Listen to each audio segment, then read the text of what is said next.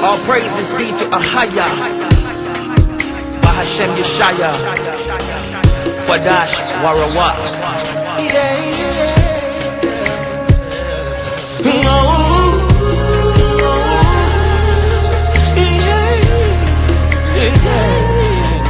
Father, you're worthy to be praised. All praises be to the Most High. Shalom, brothers and sisters. Another Ricard Shiar of the Gathering of Christ Church. I hope you all are doing well. I hope you all are doing well. Are we in for a blessed Sabbath lesson today? I'm glad you're here. We're up to 1700, so let me just jump right in. Elder Lawyer, are you with me?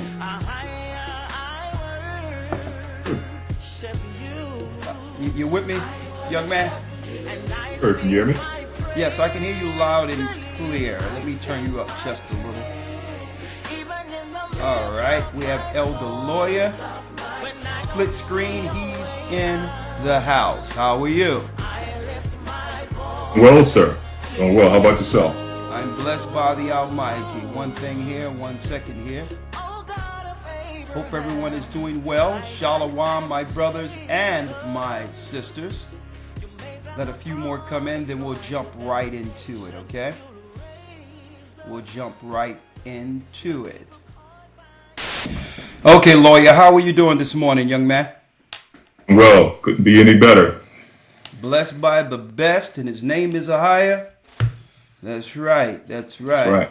That's right. I'm excited about the academy tomorrow. I'll be going into dabbling into the 12 Caesars tomorrow. So I'm going to be dabbling into that. But let's go. And it's going to tie right into our lesson today. Tomorrow we'll tie directly into this. It's like we're just going straight from the Sabbath into the academy, transitioning smoothly with the lessons here. Shalom, brothers and sisters. I'm Elder Ricard Shiar along with Elder Lawyer. Today our lesson, you got it. The rise of the 10 horns.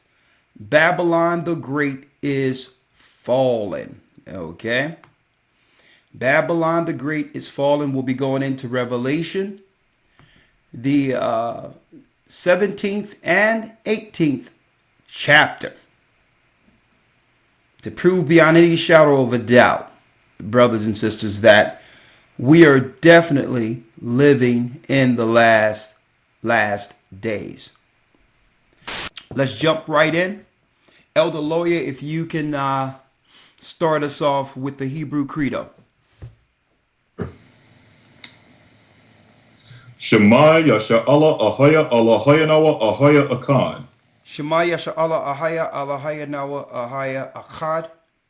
Shema Yasha'Allah Ahaya Allahaya Nawa Ahaya Akan. Shema Yasha'Allah Ahaya Allahaya Nawa Ahaya Akkad.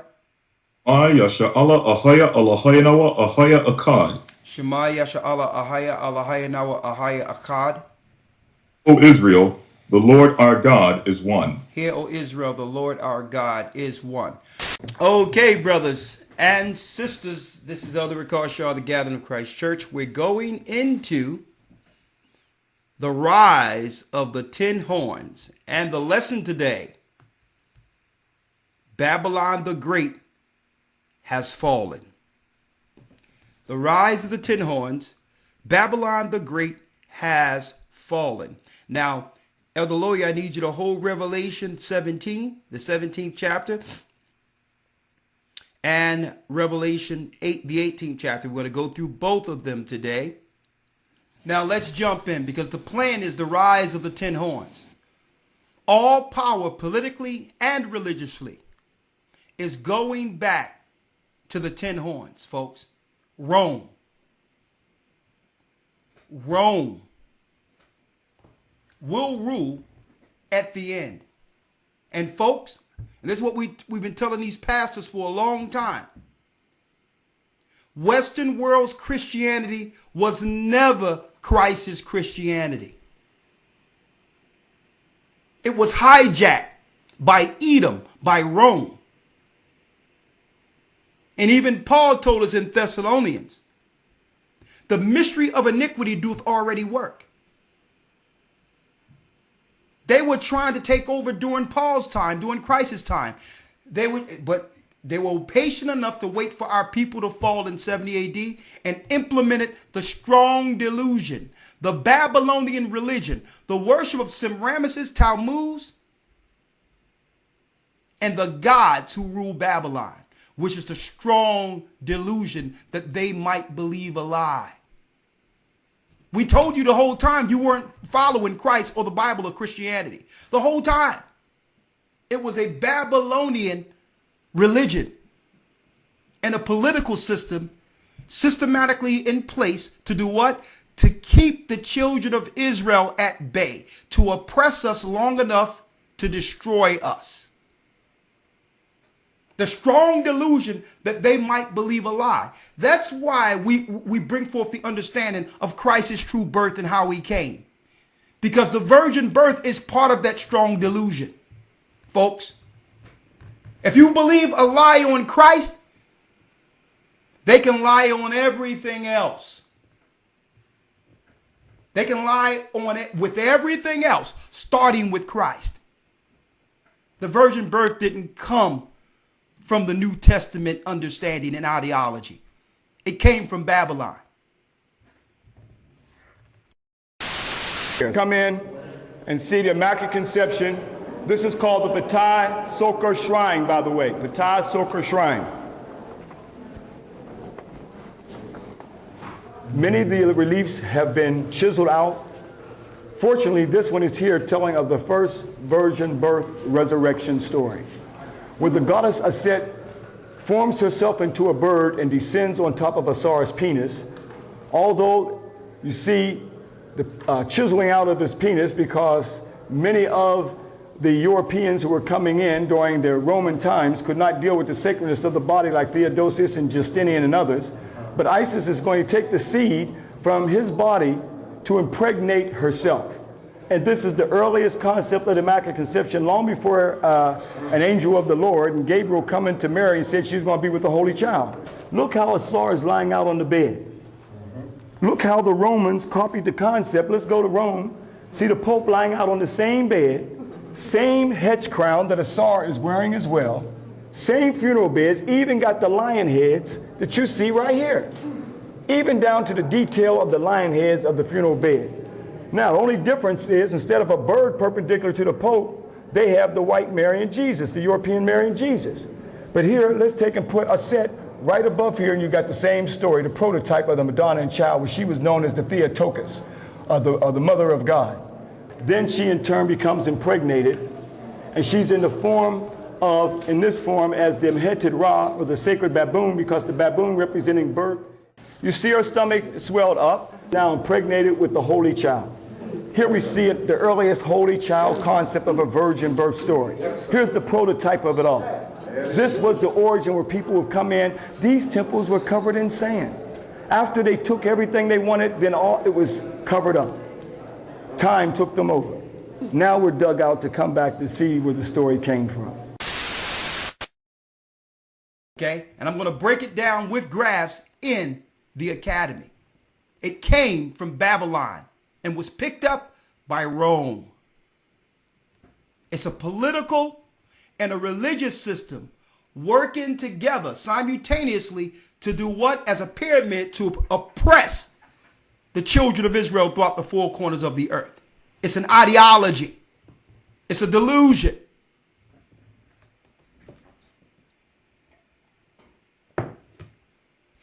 We're going in now. If you want to continue to believe the delusions, that's on you. Okay? It's on you. We're wide awoke. We're going to believe the Bible as it is written. Okay? The rise of the 10 horns and the fall of Babylon. Elder Lawyer, let's get Revelation 17. Stick with us. 17:1. Revelation chapter 17, verse 1. And there came one of the seven angels which had seven vials, and talked with me, saying unto me, Come hither. I will show unto thee the judgment of the great whore that sitteth upon many waters. I will show you the judgment of the great whore that sit on many waters. If you want to know what's going on in this earth today, I don't care who you are, Jew and Gentile alike, listen up. You're about to get the understanding. The prophetic understanding that was given to John on the Isle of Patmos concerning the time we're living and breathing in right now. The whore that sitteth on many waters. That means she'll go, set up a church, set up a military base, and guess what? Never leave that country. Consolidating power from one coast to the next, like America was colonized. She sits on many waters. She set up her religious apparatus, the strong delusion. The Bible isn't the strong delusion. It's the religion and ideology that's taught through Rome. That's the delusion. They'll set up the delusion to keep the people in a generational psychosis state, delusional state. And then they'll set up what? A military force to give power behind their religious apparatus. And they'll do this every place to enforce their ideology against the children of God. Read. 2. With whom the kings of the earth have committed fornication, and the inhabitants of the earth have been made drunk with the wine of her fornication. And the inhabitants of the earth have been made drunk with what? Wine of her fornication. The wine of her fornication. What is this talking about, brothers and sisters? Spiritual fornication. They lied to you, folks. America wasn't built on the principles and ideologies and understandings of the Bible. Okay? This country was built out of all satanic religions, working together like they once were at the Tower of Babel. The wine of a fornication. What's in the chalice or the Pope's cup, you might ask?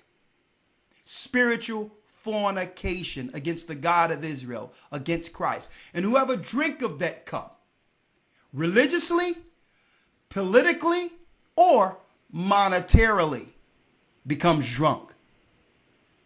See? So let's see if this is a physical wine. Hold that, Elder Lloyd, and get Isaiah 29 and 9. Isaiah 29 and 9.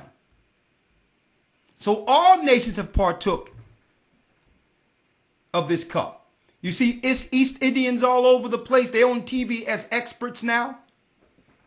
The Asians came over. The other nations have come over. They all sip this cup in league against God's people to serve themselves of God's people in these poor communities.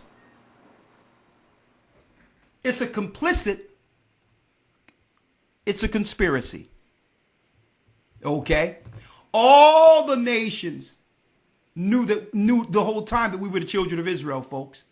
And drunk of that cup to get an opportunity to serve themselves with us, against us.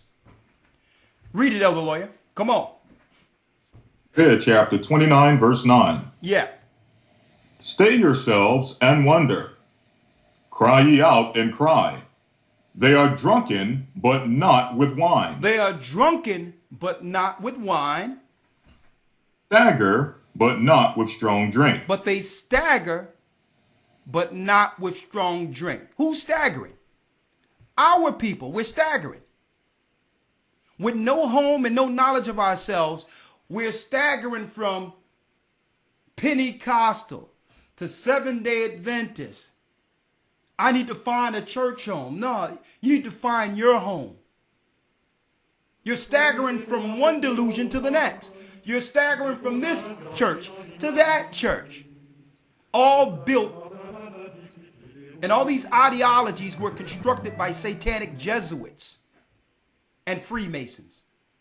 You're staggering from this church to now Islam, an Arab religion, not realizing your imams, the original imams, were all Persian priests. They drunk from the cup a long time ago. They're Satanists. So you'll stagger from that church, one church, to a mosque, and then you will say, well, let me go to a Buddhist temple. Let me study yoga. Maybe I'll drink of that cup and help our people. This is how the Most High is viewing us, staggering from one place to the next. And he's like, listen, I've been here the whole time. I've been here. Open up the book and read it. What's in the cup? A strong delusion. And that's why there's no religious leader anywhere that we can find with an answer to what's going on in this earth. Can you find them? Where's your pastor? Where's your imam? What is he saying? Oprah don't even have nothing to say. I guess her and that other girl is quarantined up somewhere.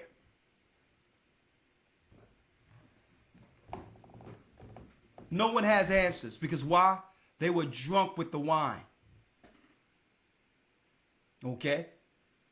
They were deceived like the rest of the world. Read it, Elder Lawyer. Isaiah 29, verse 10. For the Lord hath poured out upon you the spirit of deep sleep. Of deep sleep. And have closed your eyes, the prophets and your rulers. Your what? Your prophets and your rulers. Your prophets and your rulers. What is your yoga instructor telling you right now? No, they can't tell you anything. They're quarantined. Okay? I don't care how many candles you light or how much incense you light and move around the house, and I don't care what type of pose you put yourself in. There's no answers outside of this word right now. You've drunken the cup. But now it comes with a price. It comes with a price now. I'm going to go there in Revelation 17 and 18. Because all of the nations were complicit against us. And our people, in a thirst for power, took the cup. Just to have some recognition and power amongst poor people. You have no influence outside of the hood. But just to have power for a moment amongst the poor, you drunk the cup. And now, you know what they're going to do for you pastors? They're throwing you back with the rest of us. You're useless now. They've consolidated power and now have built their tower. They have no need for you. You have taught the delusion. You have taught the wickedness. And now they'll throw you back with the rest, folks. Anyone with any type of prestige or any type of influence in this earth who had the opportunity to do something with it, but didn't. I'm going to tell you that right now. They're going to say, listen, these celebrities and all that have too much power and influence. We must throw them back with the rest of them. Tear them down. Anyone with influence, tear them down. Well, who cares? Listen, it's like, okay, you have these famous basketball players, these famous people who, they got famous, they have serious talent. If we cannot use their influence to bring in our new world order, let's pull the plug. We're billionaires anyway. We own it all anyway. It doesn't affect us if they never shoot another basketball. We made hands over fists on these slaves. Okay? We were billionaires before we owned a team. If we can't use their influence and their celebrity to help us with this delusion against their people, let's pull the plug on it all, because they're going to use their influence and power and money against us. We don't care if they gather. We don't care if they're not going to do games to the gods we worship, pull the plug, because they're going to use the money and influence to help their people. Pull the plug on everything. Take Babylon down.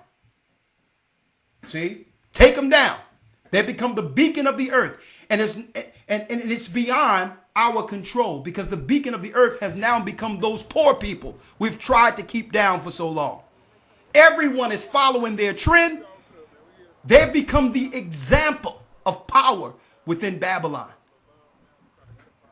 Y'all don't hear me. Y'all check out what's going on.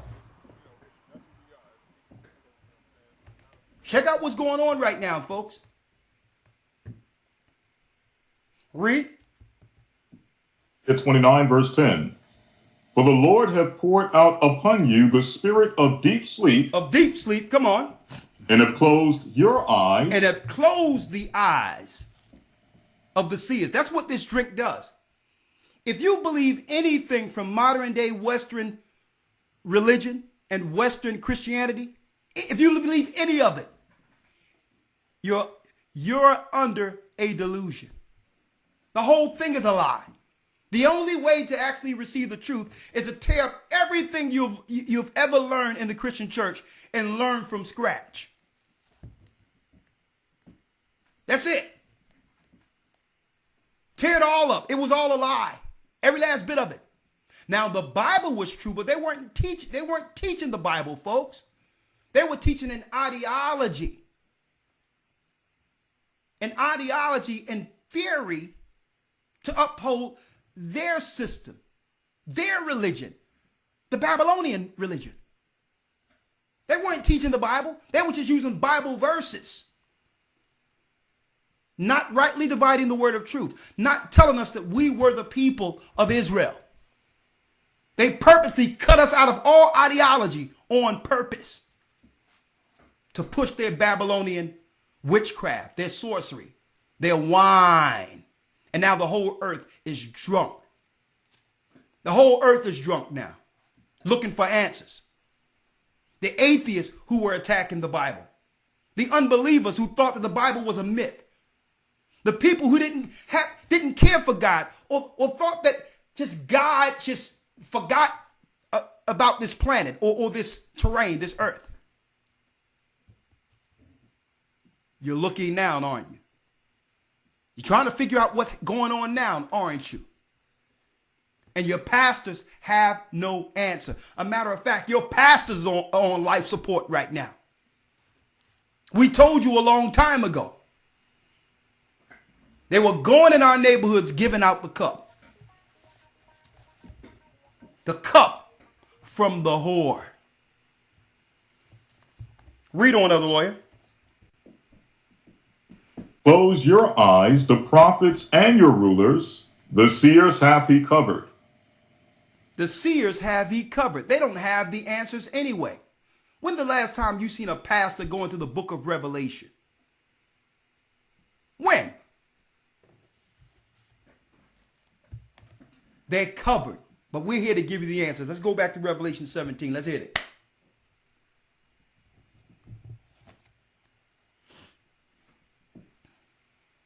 Chapter 17, verse 2. number 2. Come on. With whom the kings of the earth have committed fornication, and the inhabitants of the earth have been made drunk with the wine of her fornication. Now, when it says that the kings of the earth have committed fornication, they all are in league with this spiritual wine from Rome. Now, with that, folks, comes an agreement. In order for them to drink of that wine and partake of that wine, they must be in agreement against God's people. Now, if they partake in it, Rome or Europe will do business with them. See? So there's an agreement here. If you do this cup, it's a ritual with an agreement to uphold our empire and go against, at all cost, the children of Israel who are scattered throughout the earth. If you take of this cup, I will give you temporary benefits. You'll live higher than most. I'll cut deals with you. I'll give you loans. I'll set up businesses for you.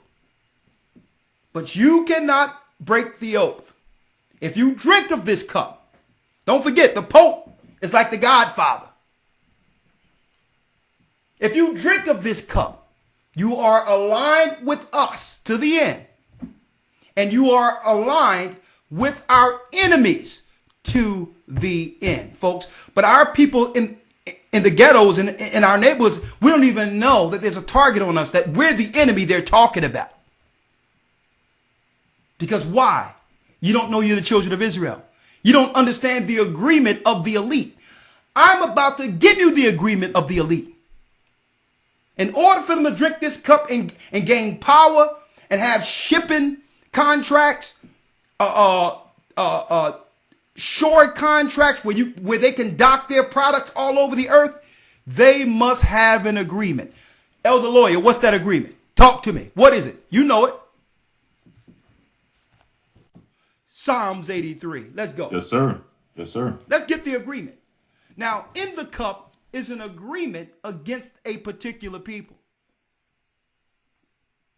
See?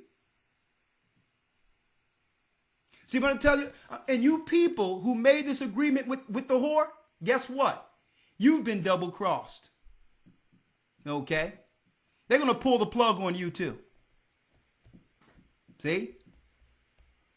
You aligned yourself with the wrong team. You should have been helping God's people. You should have been down with God's people, but you played on the wrong team. And our God, right now from the throne, is angry.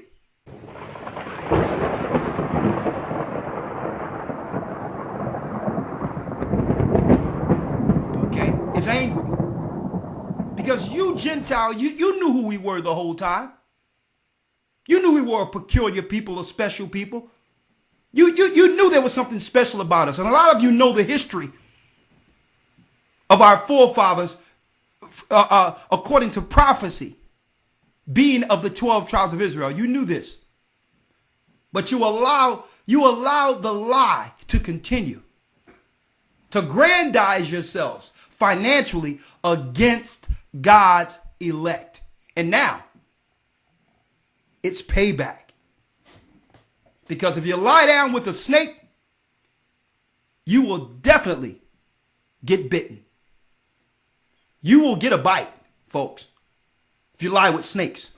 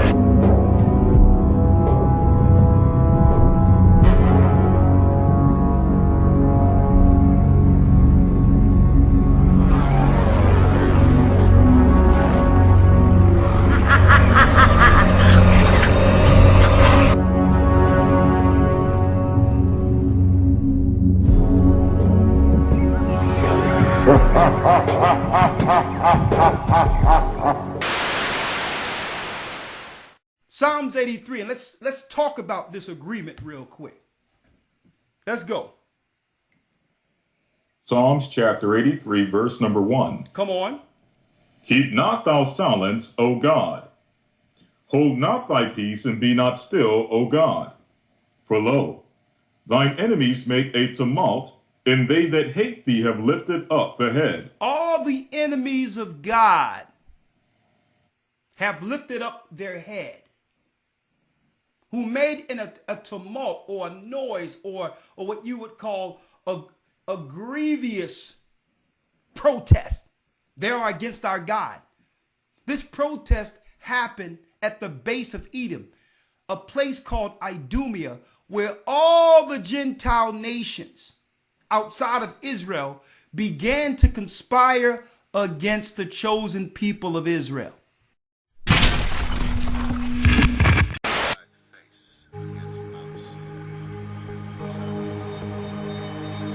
Ezekiel 35. Moreover, the word of the Lord came unto me, saying, Son of man, set thy face against Mount Seir.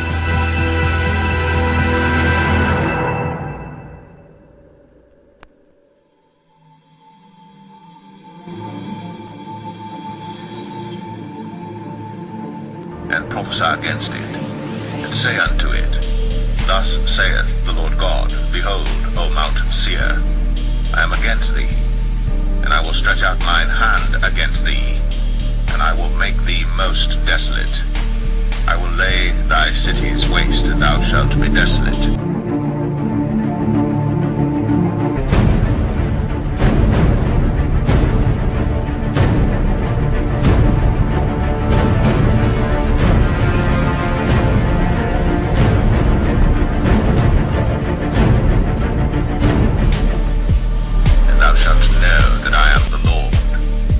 Thou hast had a perpetual hatred, and hast shed the blood of the children of Israel by the force of the sword in the time of their calamity, in the time that their iniquity hath appeared.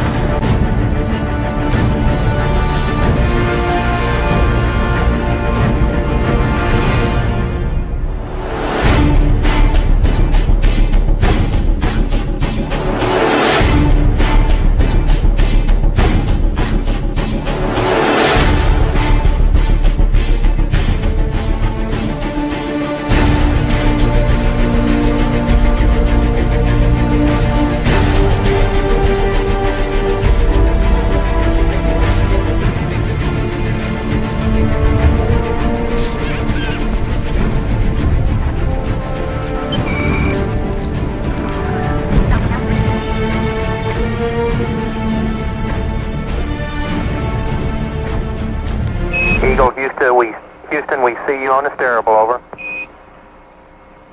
Roger, Eagle, I'm done.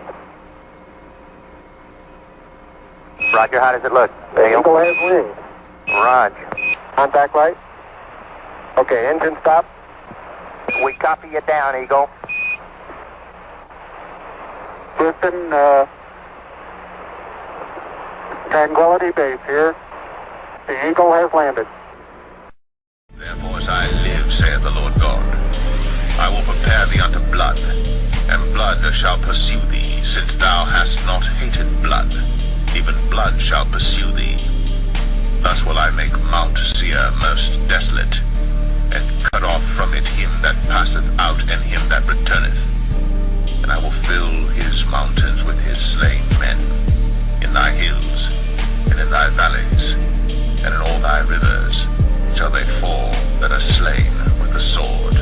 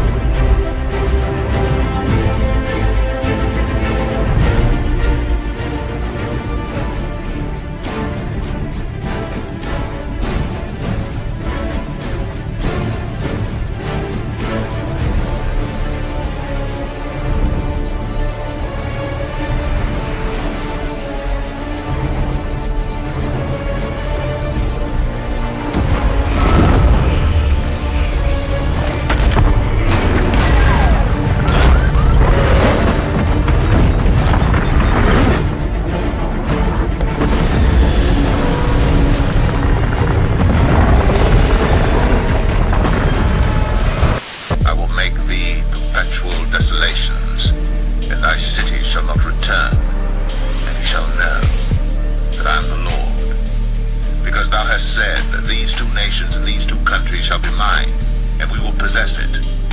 Whereas the Lord was there. Therefore, as I live, saith the Lord God, I will even do according to thine anger, and according to thine envy, which thou hast used out of thy hatred against them. And I will make myself known among them when I have judged thee. And thou shalt know that I am the Lord, and that I have heard all thy blasphemies, which thou hast spoken against the mountains of Israel, saying, They are laid desolate, they are given us to consume. Thus with your mouth ye have boasted against me.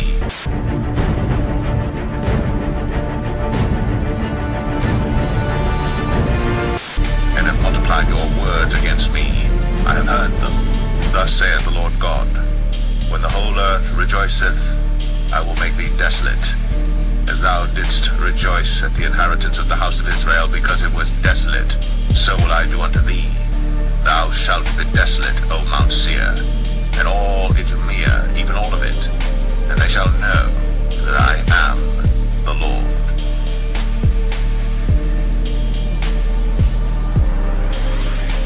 Edom is today the so-called white man or European. Okay? The Roman Empire, the Greeks, they're all Edomite empires. And their agreement was, if these people fall, we folks, as an empire, each nation must agree to keep the Israelites down. If they ever fall, right now, we can't attack them because they're God's people. But if they sin against that law that was given to Moses and fall, we must agree to keep them down to the point of total eradication. Because if not, these people will rise and never fall again. Let's make an oath. And what I'm breaking down, folks, is the beginning of what you would call your secret societies. Let's make an oath. You want to know what that oath is? It's in Psalms 83. Let's read it. 3. They have taken crafty counsel against thy people and consulted against thy hidden ones. Come on. They have said, Come, and let us cut them off from being a nation. Let us do what? They have said, Come, and let us cut them off from being a nation. Let us cut them off from being a nation, which means a race of people. When we find them in remote areas, we will colonize them and give them a different name. And by default, they'll become minorities. See? We'll do what? Cut them off. Said, verse 4, they have said, Come, and let us cut them off from being a nation. Come on. That the name of Israel may be no more in remembrance. That the name of Israel will be no more in remembrance. Make sure their children believe there's someone else once conquered and colonized. Let us. So everyone is just looking at what Rome did or what the white man did or the European. No, folks. All nations were complicit in this conspiracy. When we set up a religion and they ask who they are, make sure you respond back with this answer. It doesn't matter. It doesn't matter who you are. We're your teachers. Okay? Don't tell them anything. Don't let them know that they are connected to the God of Abraham, Isaac, and Jacob, because they'll begin to detest the gods we worship. Read. 5. For they have consulted together with one consent. Hold up. One consent is what? One world order. One mindset. Out of these troubled times, our fifth objective, a new world order can emerge, a new era. And today that new world is struggling to be born. A world quite different from the one we've known. We have before us the opportunity to forge for ourselves and for future generations a new world order, a world where the rule of law, not the law of the jungle, governs the conduct of nations. When we are successful, and we will be, we have a real chance at this new world order, an order in which a credible United Nations can use its peacekeeping role to fulfill the promise and vision of the UN's founders. What is at stake is more than one small country. It is a big idea, a new world order, where diverse nations are drawn together in common cause to achieve the universal aspirations of mankind. Can it really be said that we're building a new world order when it's almost exclusively the United States who will be fighting in the desert? It was a phrase that I often use myself, that we needed a new world order, and instead it looks like we got a lot of disorder. Strategy for America in this period, when really a new world order can be created, it's a great opportunity. We have to bring about, together with other countries, a different consciousness of what a world order is. When our founders declared a new order of the ages, when soldiers died in wave upon wave for a union based on liberty. This in the process, and realizes what I believe is our destiny of success in this new world order. So, in conclusion, ladies and gentlemen, a new world is emerging.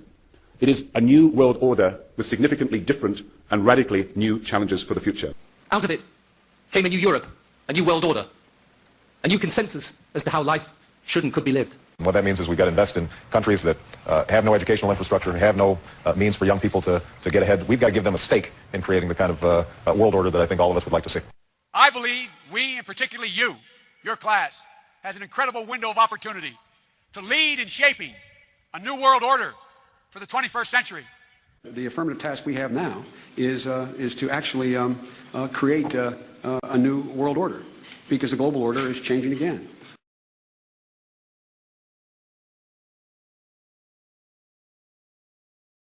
If someone had said to you in December that by April, millions of people all over the world would be infected with a mysterious new virus that has no vaccine, you'd think they were talking about a Hollywood script.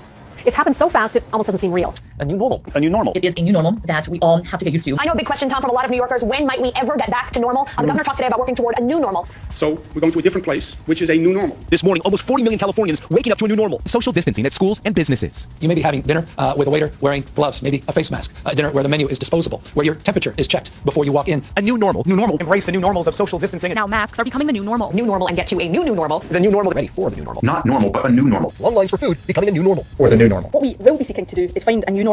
Get out of the lockdown and return to what will, by the way, be a new normal. It's not going to be the normal we experienced before the virus took hold. When I say this is likely to be the new normal. We will be having to live in a new normal. This is the new normal. I'm just curious, when can we expect to go back to the true normal? When is this expected to peak? Do you guys have some sort of timeline or estimate in mind? Or? So, as I have repeatedly said, this is our new normal. If we are going to be able to move ahead into our new normal, we will find our new normal in the coming weeks. To make sure that we can do everything we can to flatten the curve so that we can return not to the old normal, but to a new normal that allows us to function more and more openly as a society. We can continue to improve how we work and play in this new normal. Get New Brunswick back to the new normal. Because that really is going to be part of our new normal moving forward. So these are all elements of our new normal. We will transition into the new normal. What we consider normal before COVID-19 is still a long way from returning. Think that this is going to be going back to normal in July? Think again. This will be the new normal until a vaccine is developed. What it's going to take for all of us to be able to return to normal. The only thing that will really allow life as we once knew it to resume is a vaccine. It won't go back to normal in some very rapid fashion. The hard fact is, until we find a vaccine. Until we get almost everybody vaccinated globally, we still won't be fully back to normal. It's so important to get not just hundreds of millions, but literally billions of those vaccines, because this is a global problem. We want to get into this semi-normal phase as soon as we can, and then the vaccine is the thing that will change things. The thing that will get us back to the world that we had before coronavirus is the vaccine and getting that out to all 7 billion people. The Great Reset. You may or may not have heard this phrase circling around the internet for a while. It sounds like something you might read in history books describing some historical event that changed the function of the world forever. Well, it's not in any history books yet. It's happening right now. Or at least, it might be happening right now. No one seems to be sure exactly what it is, when it will happen, or if it will happen at all. If that sounds confusing, you're not alone, as it seems almost everyone is as well. The Great Reset was proposed in May of 2020 by the World Economic Forum, an international non-government organization, or NGO for short, founded by Klaus Schwab, a German engineer and economist who also seems to be the leading force behind the idea of the Great Reset. The WEF is committed to improving the state of the world by, quote, engaging business, political, academic, and other leaders of society to shape global, regional, and industrial agendas. So, what is it? Well, it's essentially an action plan to enhance sustainable economic growth in the aftermath of the 2020 pandemic. The idea is that because the effects of the pandemic have been felt on a global scale, there is an opportunity to fundamentally change how the world economies function for the better. There seems to be a heavy focus on environmental sustainability, economic sustainability, poverty, and inequality in wage and income gaps. This all sounds pretty good so far, but this is actually where the trouble begins. You see, the amount of information that is available to the public is limited to say the least. On the World Economic Forum website, there is an entire page dedicated to the Great Reset Initiative. On the page you will find a few sentences with vague calls to action for global stakeholders to band together to directly manage the repercussions of the global crisis. Another section talks about there being a unique opportunity with the world in the state it's currently in. It feels a little strange to talk about the global crisis as a unique opportunity, and reading further they begin to talk about creating a new social contract directing national economies in new directions as well as the priorities of societies.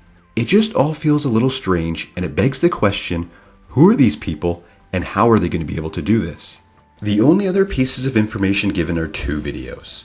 One being a 45-minute Zoom meeting with Klaus Schwab and a cast of other internationally involved individuals who are no doubt knowledgeable people, and the other being the WEF Sustainable Development Impact Summit 2020. Both of these videos are, to say the least, not very informative. There is a lot of talk, but never does anyone specifically lay out what the Great Reset is, or how it will be put into action. There is a lot of talk about poverty and homelessness in Los Angeles, refugees and the impact the pandemic has had on them, displaced people and joblessness, but most topics brought up in the Zoom meeting were in most cases pretty much common sense. Yes, people who don't have a lot to begin with, or were struggling prior to the pandemic, will most likely be affected the hardest. When things get tough, the first people to be affected are the poor and less fortunate.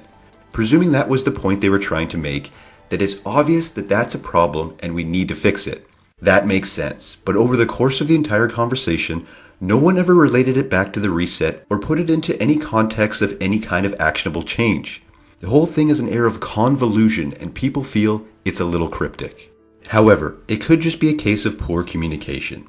The web page, the videos, the lack of information, it seems like they don't know who they are targeting with this message. It's almost as if they are trying to appeal to the rich and powerful, while at the same time trying to make the average person believe the message is for them.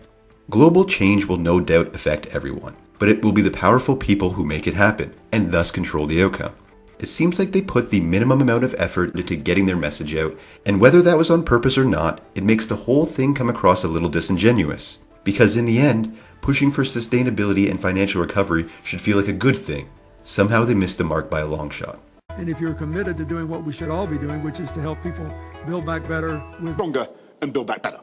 Hopefully we can just work on what we say, building back better. We have a chance to build back better. An opportunity to build back better.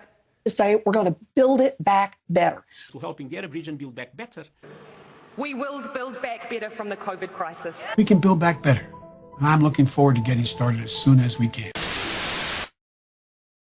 The elite powers. The elite powers really have one agenda, because all their power that they've consolidated was through our fall.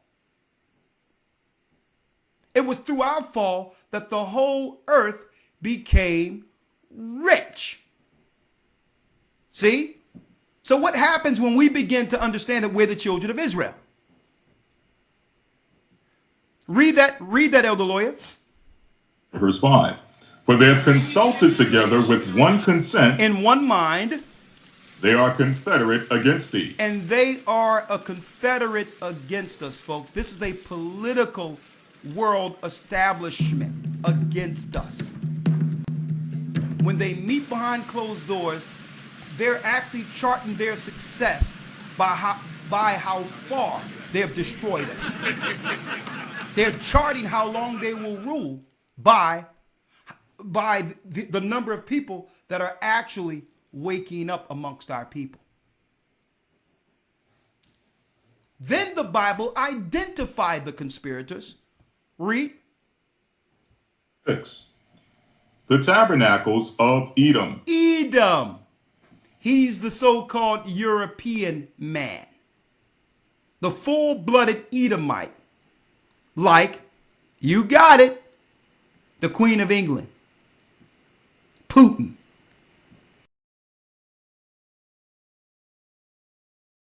All your European leaders, they're from the dukes and children of Edom.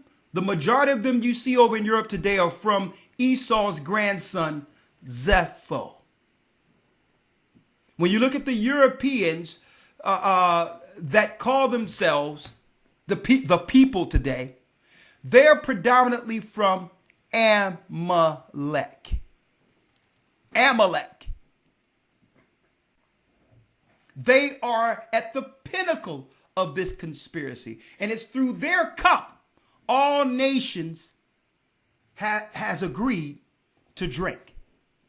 It's through their cup. So Edom is at the top of the pyramid. He's the all-seeing eye at the top, controlling the rest of your secret societies, your satanic societies. Read. Tabernacles of Edom. And the tabernacles of Edom, read. And the Ishmaelites. And the what? And the Ishmaelites. Ishmael is who? Folks, Ishmael is the Arabs. Now, right now, the Bible have identified the two largest religions that has always been against us. So the conspiracy of creating this Western world Christianity that Christ knew not and the disciples knew not, and this Islam that our forefathers knew not, was to do what? Was to keep us asleep. Now, Christianity, according to the Bible, according to Israel, according to our God, is correct. But it's a shame none of you have actually learned that Christianity. That's what we're learning and teaching now. But the Christianity that came from the cup is the conspiracy against God's people, where it was stated that they would make an oath to say, let us do what? Cut them off from being a nation, that the name of Israel be not in remembrance. And the two at the top of this conspiracy are Edomites, which are Europeans, and Ishmaelites, who are Arabs. And our people are scattered and destroyed all over the earth through those two particular religions. It's not the Bible that's destroying us. It's the ideology of these conspirators against us. Those who have did what? Drunk the cup or the chalice of the whore. Let's go down to the 10th verse and let's go back to Revelation 17. Verse 10. Which perished at Endor, they became as the dung of the earth, make their nobles like Oreth and like Zeb. Go down to the 12th verse of the lawyer. Yes, sir. Verse 12. Who said, let us take to ourselves the houses of God in possession. So Ishmael, led by Edom, they both agreed in their, what you would call elite secret meetings, to set up religions. And by these religions, they would be able to possess or take into captivity God's chosen people. That is why I cannot read it again. The young woman. Well, who said, let us take to ourselves the houses of God in possession. The houses of God in possession. So if we can tell them, it doesn't matter who they are. By default, our children and children will rule over theirs.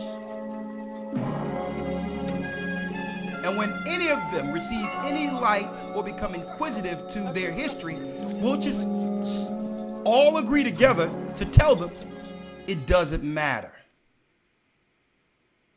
See? Read.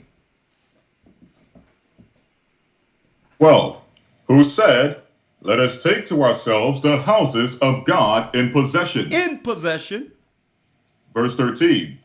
Oh my God, make them like a will as the stubble before the wind. So a judgment is coming for this conspiracy against us, folks. And they know it. The powers that be, if they could, they would put a lid back on this thing and rule forever. They would put a lid on it. If they could, if they had the power to, they would go to all people who claim they're Israelites and say, well, listen, all right, you know what? Okay, straight out, we lied to you. It's all good. We lied to you, but right now we're in power. What type of agreement can we come to so that we can actually rule amicably together and actually, you know, have it where we can now overt the judgment that's coming to us? What type of agreement can we make?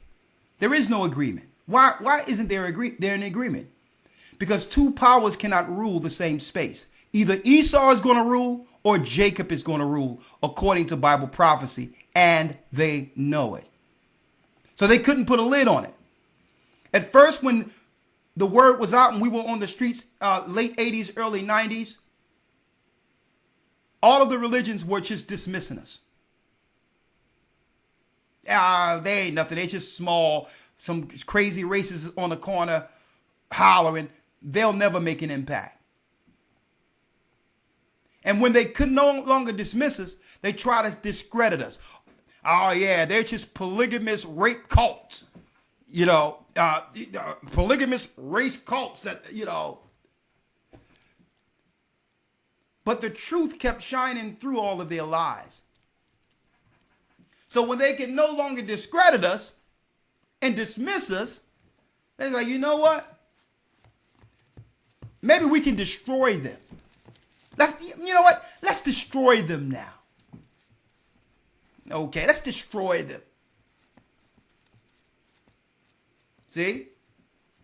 So if they could put a lid on this and have everyone go their merry way with Israel complicit, they would.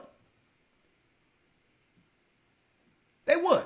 But you can't put a lid on this. Why? Because it was prophesied, and I'm going to go into this tomorrow. It was prophesied in Genesis 25 that the elder shall serve the younger. And Edom, you haven't served yet. You haven't served yet. The agreement you made with the Boule and all these others, where they talk about, these black colleges and all that, and funneling money so you can keep your taskmasters in position with your Prince Hall Masons and all that. You thought if you could actually pay a bribe to some of the, what you would call intellects of our community, that would suffice. No, it doesn't work. And they're pulling the plug on you guys too, who drunk up that cup to control the poor. Let's read, Elder Lloyd. Let's go to Revelation 17 now. Revelation chapter 17, verse number 3. So he carried me away in the spirit into the wilderness, and I saw a woman sit upon a scarlet-colored beast. A red-colored beast. We know in Genesis 25, Edom is red. Now, mind you, I made a statement earlier that through our fall, the whole earth got rich. And this is how Esau has this endless coffer to pay his conspirators, to make an agreement to set up businesses and trade and all that with them. Why? It's through the riches they took from us. This red beast consolidated the power, starting with the fall of Jerusalem. Hold that, Elder Lawyer, and get Romans 11:1, and then go to Romans 11:11. Romans 11, verse 1. I say then, have God cast away his people? See, because Christians are lying to us. They would make us believe, and Muslims make us believe, that God cast away his chosen people to include everyone else instead of his own. That's utterly ridiculous. So the only people, according to Christianity, is without grace are his chosen people. Have God cast away his people in the Old Testament according to Paul? Read. God forbid. God forbid. Read. For I am also an Israelite, of the seed of Abraham, of the tribe of Benjamin. Come on. Verse 2. God hath not cast away his people, which he foreknew. Wot ye not what the scripture saith of Elias, how he maketh intercession to God against Israel, saying, Lord, they have killed thy prophets and digged down thine altars, and I am left alone, and they seek my life. Jumping down to verse 11. Go to 11. So that's a lie teaching God's people are done away with. When you teach that, you are a part of the conspiracy. You've drunken the wine of fornication. You're now complicit with the conspiracy of let us cut them off from being a nation, that the name of Israel be no more in remembrance. And even Paul says, what do you mean God had done away with his people? And got a new people? What are you talking about? Without his people, there would be no Christianity. There would be no New Testament. What are you talking about? There will be no gospel if it wasn't for his people.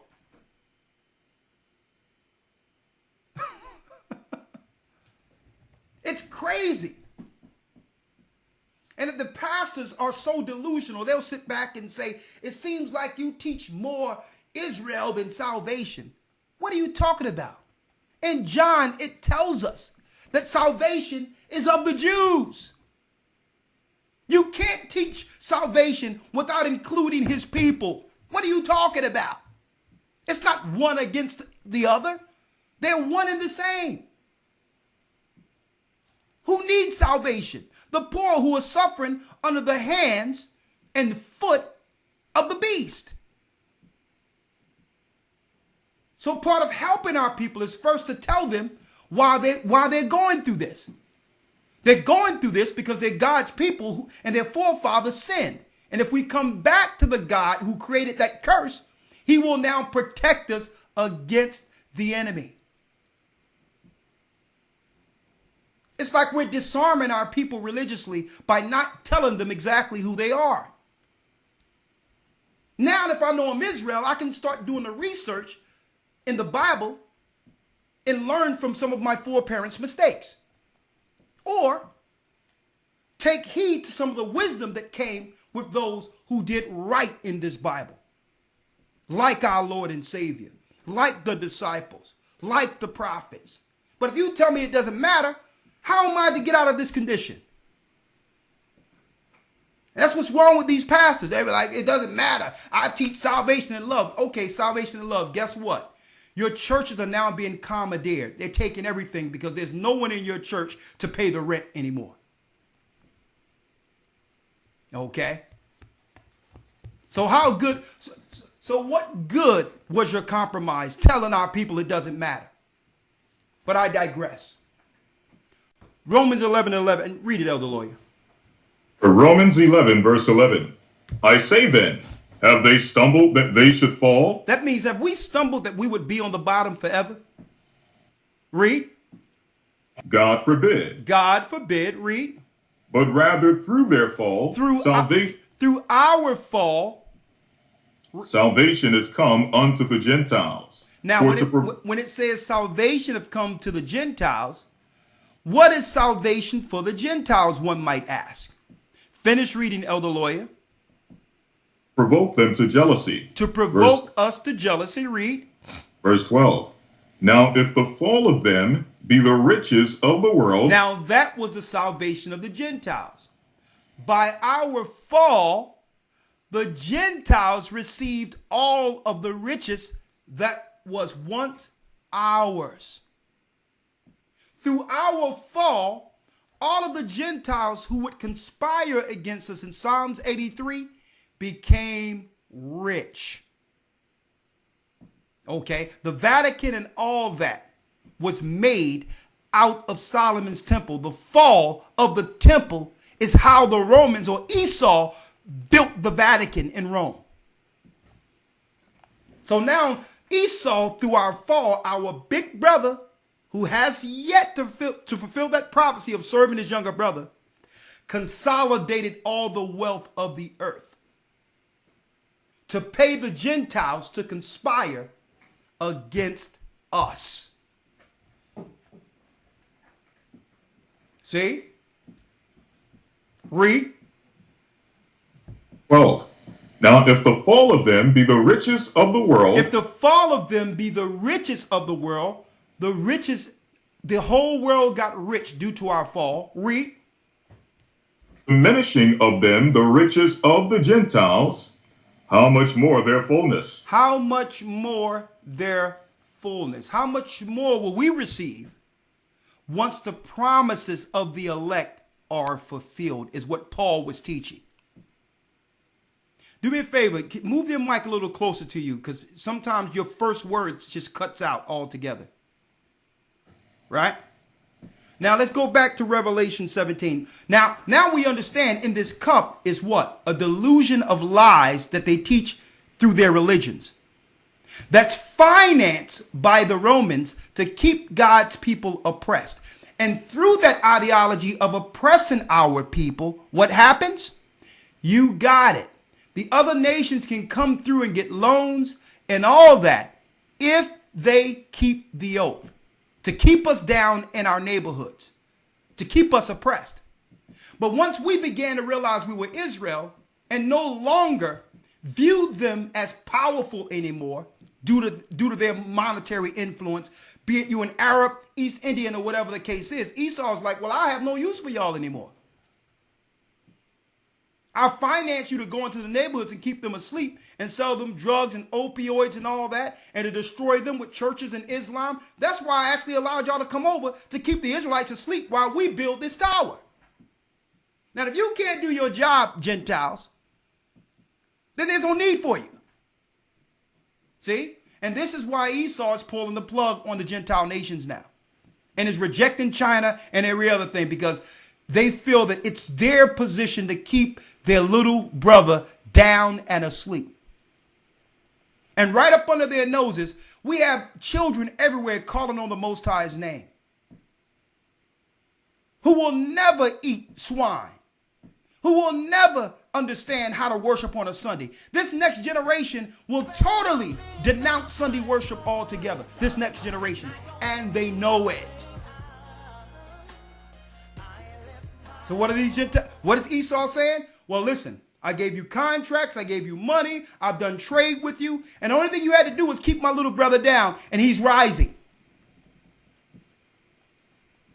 So we pulling the plug. The agreement is over. Because the agreement was to do what? To cut them off from being a nation, that the name of Israel be no more in remembrance. And you people within those ghettos who we sent to divide them failed. You failed.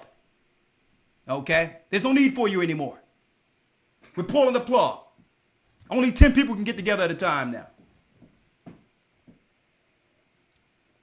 Have people stand outside around the corner 6 feet apart to order one thing and see how long your business stands. Okay? Come on, let's go. Elder Lawyer. Revelation 17, verse 3. So he carried me away in the spirit into the wilderness, and I saw a woman sit upon a scarlet-colored beast, full of names of blasphemy, having 7 heads and 10 horns. That 7 heads represents the 7 hills of Rome. Okay? The 10 horns are the original European powers that make up the power structure of Rome. Okay? I'm going to be going into this in more detail in the academy with our lesson, The 4 Beasts of Daniel. But in a nutshell, here's the original 10. Luxembourg, Denmark, Belgium, Netherlands, Germany, Sweden, France, Spain, Great Britain, and Switzerland. These are the original pagan Babylonian 10 horns that would be used by the serpent to do what? Colonize the children of Israel throughout the 4 corners of the earth and introduce that chalice of lies and whoredom and wickedness to our children, which is the modern day Christianity. Okay? They would find us in the remote areas that the Bible said we would get scattered and come with the strong delusion.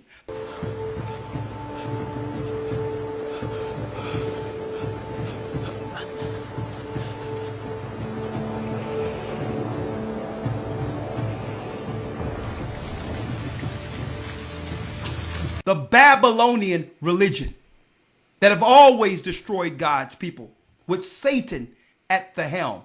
Not Christ at the helm, but Satan at the helm. In the worship of what? The Trinity. The Trinity is exalting the triune of Babylon. Satan, Semiramis, and Nimrod.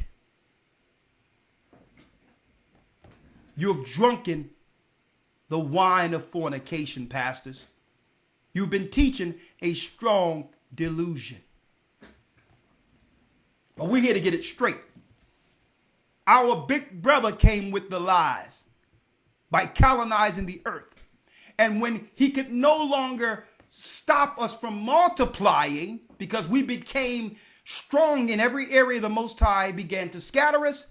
He did what? He sent for his conspirators to level off the population through immigration. Because Esau don't have as many children as us.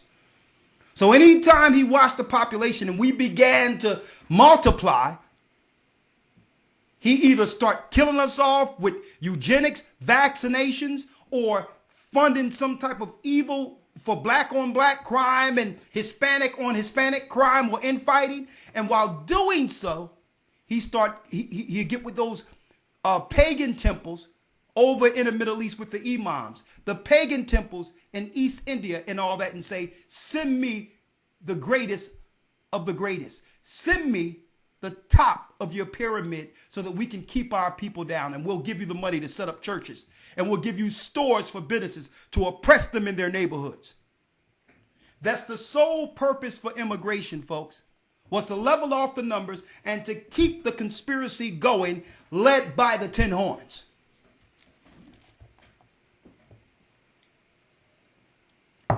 Let's go. Come on. 17, verse 3.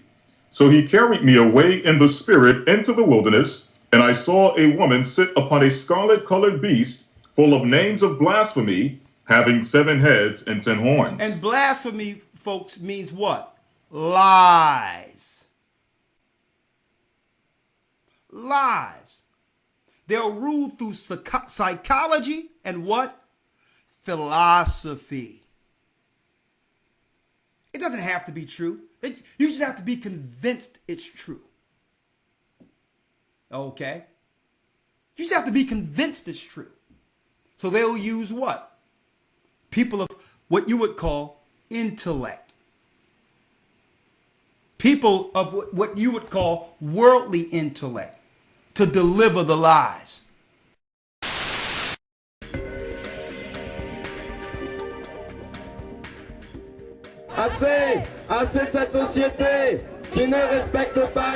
Recently, France became the 14th country to legalize same-sex marriage.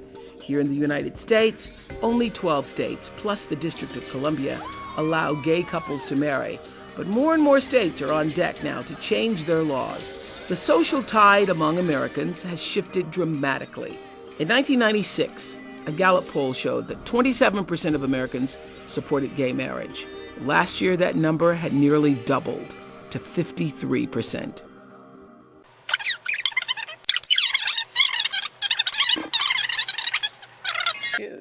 So a lot of people were afraid that this meant that the institution of marriage as we know it would fall apart. Does this mean if gay marriage is legalized in more than 12 states, if it becomes a dominant force in the United States, does that mean that the institution of marriage has to be re-examined? It's going to be enriched. It's going to be enriched. Ooh, good. I've never had a straight couple come to me and say, my marriage is in trouble because of the gay couple living next door. To the contrary, I've had people come to me and say, because of the love between Bob and Joe, I have learned how better to love my wife or my husband. We have gay couples in our parish. And you've married gay couples. And I've married gay couples, lots of them. And we have lots of kids of gay parents. And they're just part of the woodwork. That's the notable thing that is not notable anymore. But one of my leaders said, where you stand on this issue depends on where you sit on Sunday morning. And what he was saying was he and his wife are sitting next to a gay couple. They're worshiping together, and their marriage is being enriched by this gay couple. So exposure is one of the answers. The more and more we expose to the humanity of the other. And that's all you need, against the poor, the uneducated, the destitute. Read. Number 4.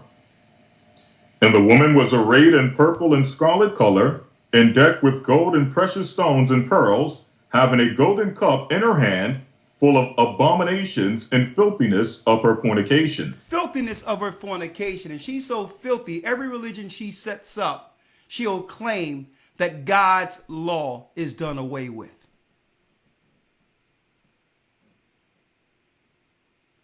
Every church she'll set up will be about filthy fornication, molestation, rape, robbery, murder, destruction. And the whole time she's sitting there saying, come to Jesus.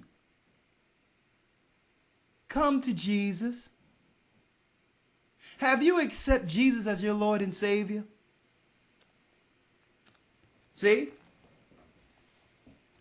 It's a serpent, but speaks as a lamb.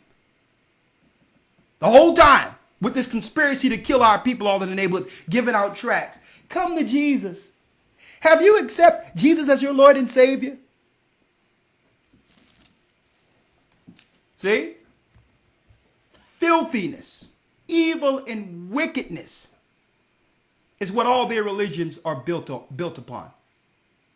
And they aimed at filthiness and evil and wickedness against our people. Because why? They understand it was through sin and disobedience we fell, and they were able to do what? Consolidate power. So they must teach the filthiness to stay in power. Read. Come on. 5.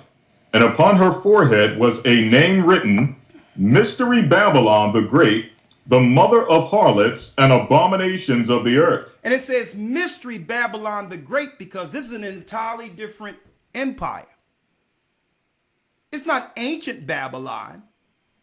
So people in the future, others would be confused concerning this empire.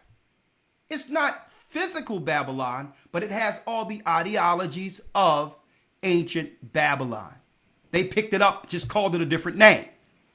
They renamed the true Christianity. They took Babylonian worship and witchcraft and sorcery and child sacrifice and rebranded that as modern day Christianity. That's why it's a mystery, because they're using Christ for all this madness. It's a mystery. Well, where's Babylon? Babylon fell a long time ago. No, it didn't, because the ideology was taken from one shore to the next, from one land to the next. Nimrod, born December 25th. The worship of Saturnalia now picked up in Rome. Semiramis, Esther, the goddess, Nimrod's mother, who they claim reared Nimrod incarnate without a father. He came as Tammuz, being worshipped every Sunday by women weeping for Tammuz. A half a century before Christ was born, people were worshiping in these Babylonian temples the same as they're doing in Christian churches today. Okay, that's the original Trinity. And they switched it out and said, let's make a strong delusion. That Christ guy in the New Testament. Let's switch Tammuz and Nimrod out with Jesus. Just say it's Jesus because they can relate to their own people. But we'll just switch him out altogether. The virgin birth and all that, everything of Babylon will keep Just call it Jesus. Okay? Yeah, well, we know the Bible says remember the Sabbath, but we're filthy. We don't care. We're filthy, right? So what we'll do is we'll just forget the Sabbath and make Sunday the Babylonian worship day of rest. The new Sabbath. See? Because eventually these children of Israel are going to start waking up. They're going to try to figure out what day they're supposed to link in with their God, the time in which the heavens are open and he's communicating on the Sabbath. At that time, we're going to have them busy shopping and working and all that so that they don't connect on the most spiritual day in which their God is connecting with them. Right? All that was ancient Babylon, folks. All of it. And then when the Israelites come to us and begin to wake up and start nagging us and start saying stuff like, why is it that the disciples and the prophets and others in the Bible didn't worship this? We'll tell them that,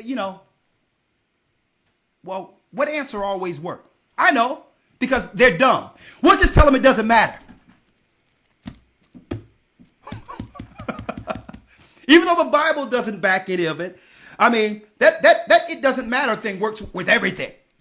Because they're so dumb, they'll actually, this is what they think of us, folks.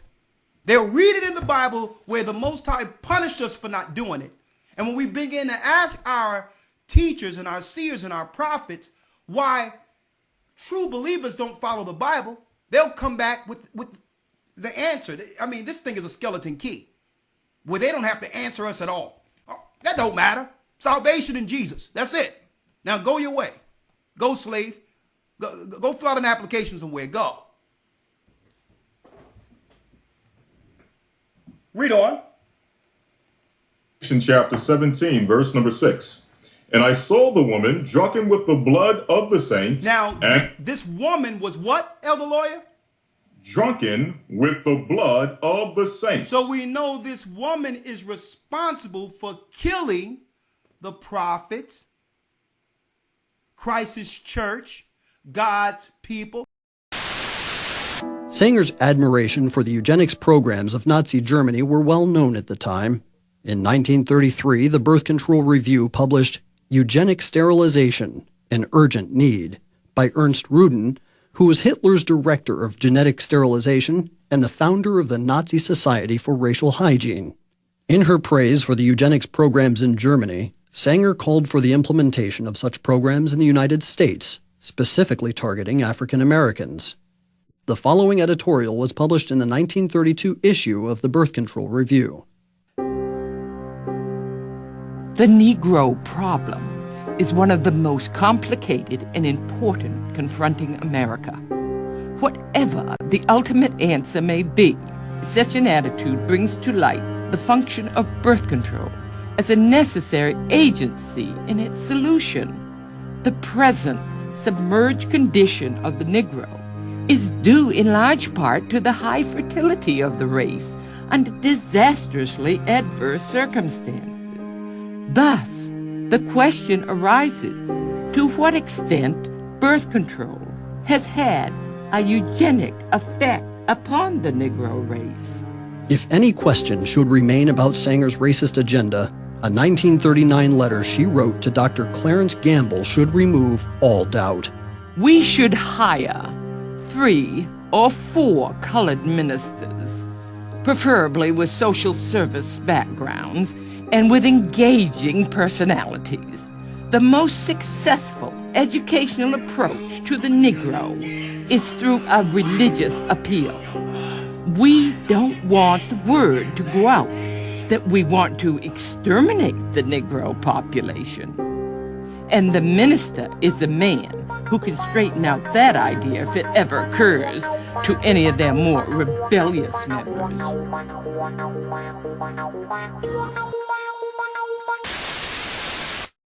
Now, what people killed the Jews and the Israelites in the New Testament? The Roman Empire. They're responsible for killing the saints.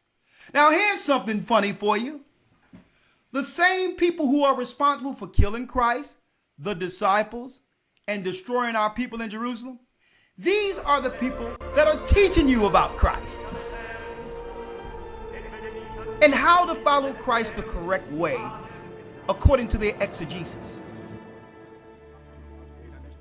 The same people that are responsible for killing the prophets are teaching about the prophets. Et in saecula saeculorum. Amen. Diffusa est gratia in labis tuis. Proptere a benedicit Deus in aeternum.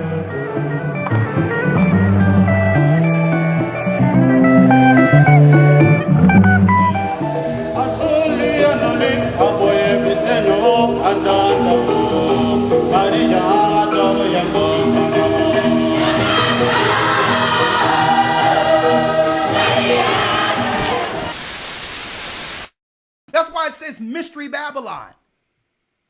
They have hid themselves by claiming to be the true Christians.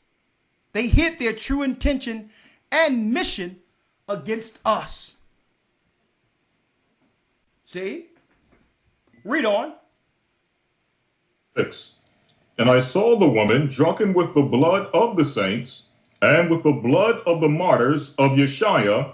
And when I saw her, I wondered with great admiration. He said, when I saw her, I wondered with great admiration. Why can't no one see that this is the whore of Babylon out to kill God's people? He wondered with great admiration, like we are admiring today how they're using this COVID thing. We're sitting back looking at this thing as like, well, hold up, man. We're not really experiencing those sicknesses or seeing anyone experiencing this, but they're able to do all this stuff with this campaign like magic. Make everyone stay home. Make everyone fair. That's why John even, he viewed this beast with admiration.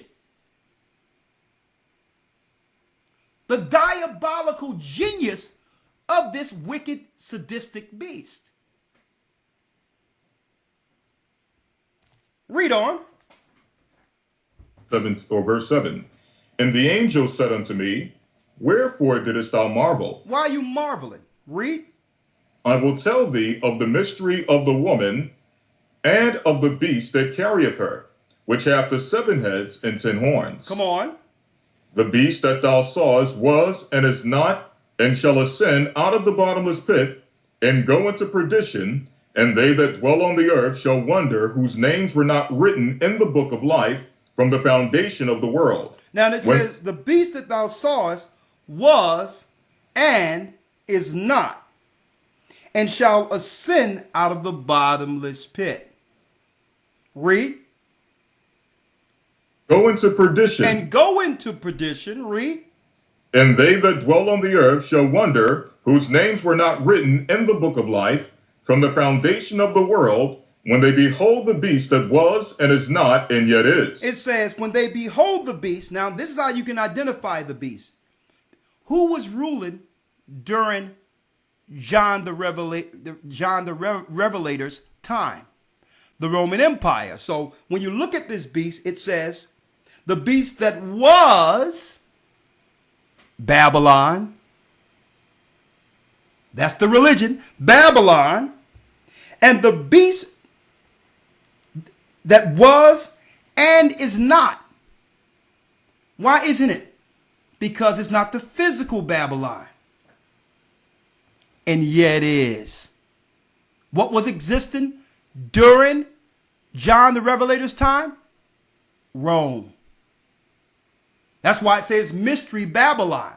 The beast that was. They took all of the religion and wickedness and witchcraft from Babylon and morphed it into a new religion that's enforced through a greater power of the force beast. And yet is. It's Babylon, but yet it's a Edomite ruled Babylon, a mystery. See? Babylon was, it fell, and is not because it fell, but yet is. So who took the religion of Babylon and enhanced it? Rome. And those who are participating with that chalice will not be written in the book of life. These are they who are to be judged upon Christ's second coming. Listen to me now. And this is why when we mention that America is Babylon, came out of Rome, they'll be like, well, hold up, that ain't that. America's written nowhere in the Bible. Of course, because it's part of the beast that was and is not, but yet is. It's not called America. So you have to identify the prophecies according to what was shown to John. Because during John's time, America wasn't founded yet. So you will never see a place that say America in the Bible. But I can show you what America was made out of. 3 of the 10 horns. Huh? What? Let's go, other lawyer. Number 9. And here is the mind that have wisdom. The 7 heads are 7 mountains on which the woman sitteth. It says the 7 heads are 7 mountains on which the woman sitteth. Rome is made, it was called the land of 7 hills. Look it up. So we're breaking down the mystery for you.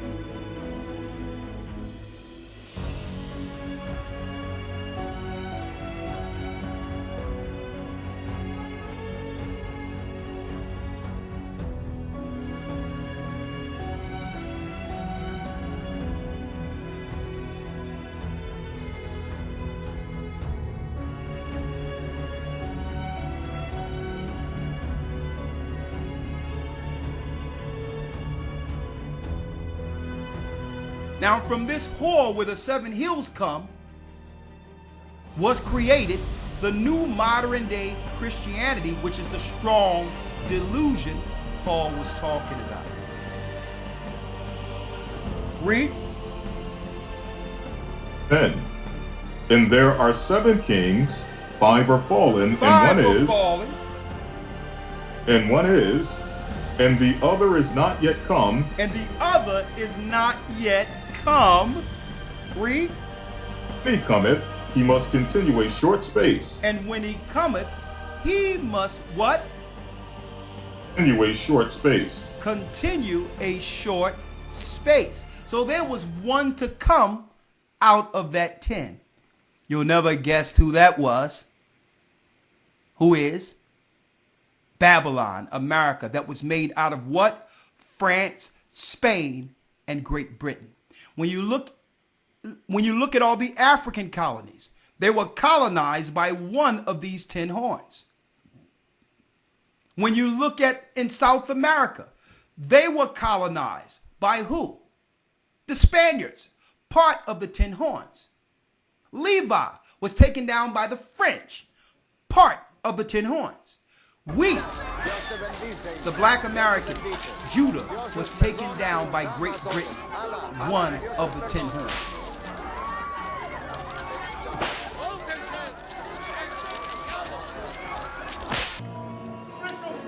The sale itself would happen either on board the ship or a warehouse nearby. Let the scramble commence. Slaves would be inspected by prospective buyers who would poke and prod and open their mouths and all these things to try to assess the physical capacity of the slave. So America is that one which would continue a short space. Made out of the 10 horns, made out of 3 of the 10 horns, according to the book of Daniel, the 7th chapter. Read. Number 11. And the beast that was and is not, even he is the 8th, and is of the 7. And is of the 7, read. And goeth into perdition. And goeth into perdition. That's an imminent destruction. An imminent destruction will happen. Because why? America was made for a specific purpose, to build that tower, using the children of Israel at the base as slaves to build it. But once they have actually implemented the New World Order throughout the earth, and now they have set up their bases all over the earth and colonized the earth under one power, America has now become expendable. See? And this is what your pastors aren't telling you, because their hope has always been in Babylon. Babylon was always expendable. And this is why the EU, the 10 horns, have separated themselves from all the other nations just a year ago, and make it where only certain people can travel into where they are. They've already separated themselves. And now they're pulling the plug on the earth. I'm going to read it. They will rule from where? You got it. The EU and Europe. Okay? It's already started, folks. It's already started. They are controlling FEMA. They are controlling NATO. It's them. America now has, matter of fact, not now, it has always been controlled from overseas. Always. I don't know, they teach it, the lie in school, 1776, the Boston Tea Party. They revolt against the Queen and the King, and now they were able to become independent. That was all a lie, folks. There was not a time that America wasn't ruled by Rome. Okay? Let's read it. 12. And the 10 horns which thou sawest are 10 kings, which have received no kingdom as yet. So now the 10, Luxembourg, Denmark, Belgium, Netherlands, Germany, Sweden, France, Spain, Great Britain, and Switzerland, they haven't received the kingdom as of yet. See? Because why? America took all the shine. America gained all the glory. America gained all the glory. It became the beacon of light and hope throughout all of the earth. Why? Because it was a country made out of all nations. But being made out of all nations, it was a country that was also built with who? Built off of the 12 tribes of Israel, who's now together within that nation, calling on their God. So by default, when we begin to call on the Almighty against the kingdom that have always destroyed us, he would eventually do what? Hear the prayers and calling of the poor and begin to destroy the foundation of Babylon, their religion. And he did it through Israelites, folks, teaching this Bible. See? He did it through Israelites, not just black people, Hispanics, North American Indians. We began to pray to our God all together in this land. And the Most High began to hear it. And guess what? The prophecies of its fall has now become imminent. Listen what I'm showing you now. Read. 12.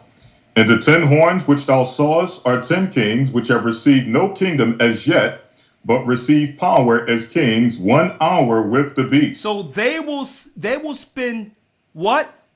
They'll have power as kings 1 hour with the beast. And that's breaking down, folks, the last Jubilee, literally, of the earth. Drumming up to the last 7 years, Europe will have full rulership of the earth. That's why America is in the state it's in right now. And this is why the plug has been pulled. There's no need for her anymore. They were able to use us in their armies, station us all over the earth with all of our power, ingenuity, intellect, and strength. And they made it where they used us, the children of Israel and Edom and the other nations in America, to set bases all over the earth to take down the other nations under one world order through the military. See? And now that they have consolidated power, they did a test run with COVID, folks, to see now whether or not that power that was consolidated was taken. They wanted to see how much of that power or their implementation took on the civilians of every country they have taken over and commandeered. This was the run. And they have achieved it, folks. Where they can just say anything and the whole earth is lockstep under the beast at one time. None like it was at any time on earth. It was never like this, folks. There's only one time that it was similarly close. When all the nations were at the Tower of Babel with one language and one speech, building a tower into heaven to fight against our God under Nimrod. That's the last time this earth was so united under one speech. And now it's under one speech again by the 10 horns. Because they can say COVID-19 with one word and it would transcend all languages and have everyone lockstep together under one agenda. The earth now is under one speech. But they had to take down one country at a time and take it over first and colonize it and reprogram the generations to accept the power of the beast, who has always been who? Satan, to worship that beast. But he had to consolidate this by having the whole earth under one mindset, using America as that image that all the world's population would aspire to be like. Now they've accomplished that. There's no need for her. And they're pulling the plug, the 10 horns. This is where you and I are presently. We're presently in this prophecy as I speak. Right now. Read on, Elder Lawyer. Come on. Verse number 13.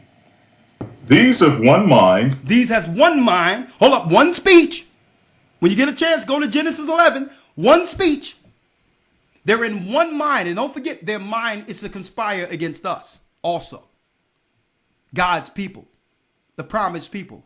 The children of Abraham, Isaac, Jacob. The people whom Christ came to die on the cross and shed his blood for our sins.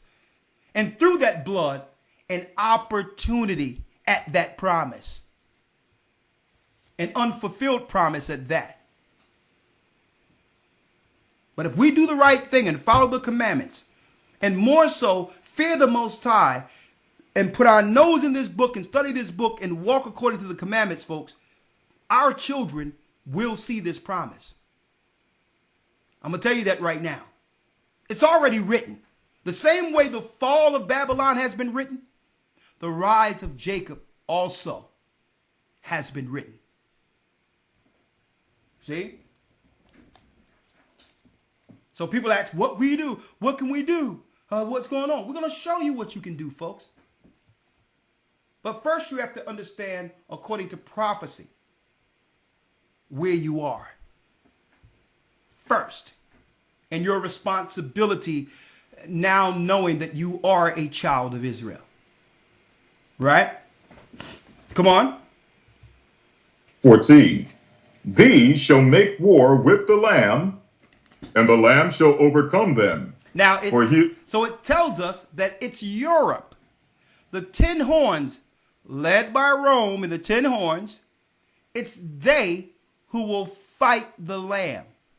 They will go to war with Christ. Not America, folks. It's Esau's empire, the 10 horns, who will go to war against Christ. So NASA, their so-called military apparatus, their space stations, turning CERN on with their antimatter weapons, 5G, and all the other things they've created. It's really, folks, for this war, this impending war that they've always tried to wage against the heavens.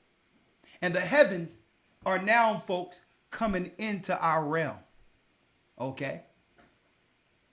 The heavens are coming into our realm, folks, and they know it. So they're preparing for the war of Armageddon, the spiritual war of realms. Okay? America is expendable. They used America to consolidate power and to take over all the countries that oppose the ideologies of Rome. America has used up its usefulness. Now all that power that was consolidated through America now will be used now to unite the earth under one mind under Lucifer to fight against Christ, led by Rome. They have always been Satanists, folks. They have never been Christians. Wake up.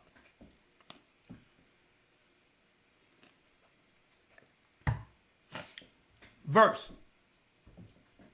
number 14. These shall make war with the Lamb, and the Lamb shall overcome them. For he is the Lord of lords and King of kings, and they that are with him are called and chosen and faithful. Verse 15. And guess what? It's speaking of our Lord and Savior, folks. And you know, it's going to shock the world. It's not going to shock the Pope and them, because they know that Christ is not coming back looking like Tom Cruise, folks. We are the image of God. It may shock the world, but it won't shock the Pope. Because till this day, the Pope is worshiping a black Madonna. Okay? Christ is coming back, folks. And he's not looking, he's not going to look like John Travolta, folks.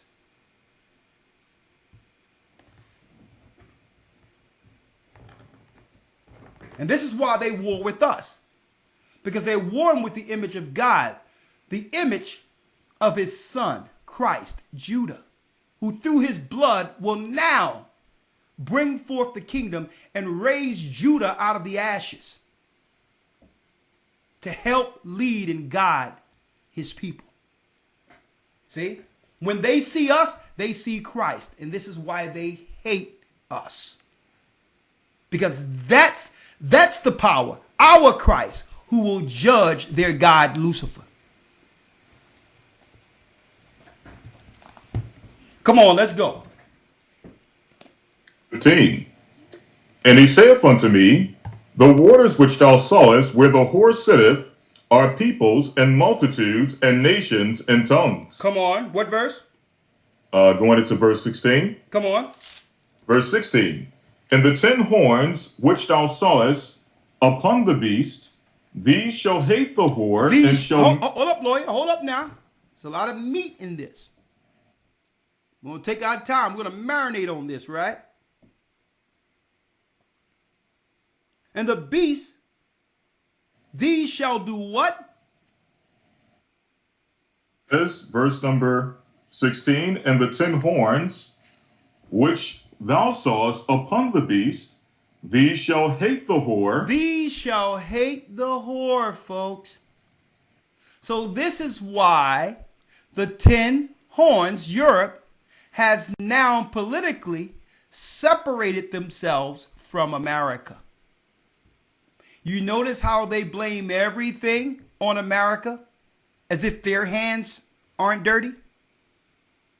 It's America that's behind this agenda and setting up this stuff, this COVID-19. It's America that's behind the dam that's being built that will dry up the Nile in Egypt. You notice how they are allowing the press to blame America for everything? You notice that? This is the PR campaign that was shown to John, in which they would begin to hate the whore and allow America to be viewed in a negative light internationally. And there's no greater person for them to do that with than Donald Trump. See? So even the EU, Shaphat brought stories where even the EU is speaking against America now. They will hate the whore, and through that legislation will allow this war to go down, because who you don't hear in the midst of all this, folks? You notice you don't hear nothing about the state of Israel? And Israel is a key component in all of this. Okay? Israel was set up through the 10 horns. The state of Israel right now, but you don't hear nothing. They're like a church mouse right now. You don't hear anything politically about them, do you? Because everything is being blamed on America. And when Israel strike Iran, the whole blame is going to be on America, who came in to help their ally in the Middle East. The blame is not going to be on Israel, folks. It's going to be on America on purpose. And the Bible tells us that through this negative campaign that the EU is allowing, the whole earth will hate America, and eventually it will go down in flames, according to prophecy, so that the 10 horns can have their kingdom or their power in the last 7 years with Satan. They feel America has always took their shine, took their glory.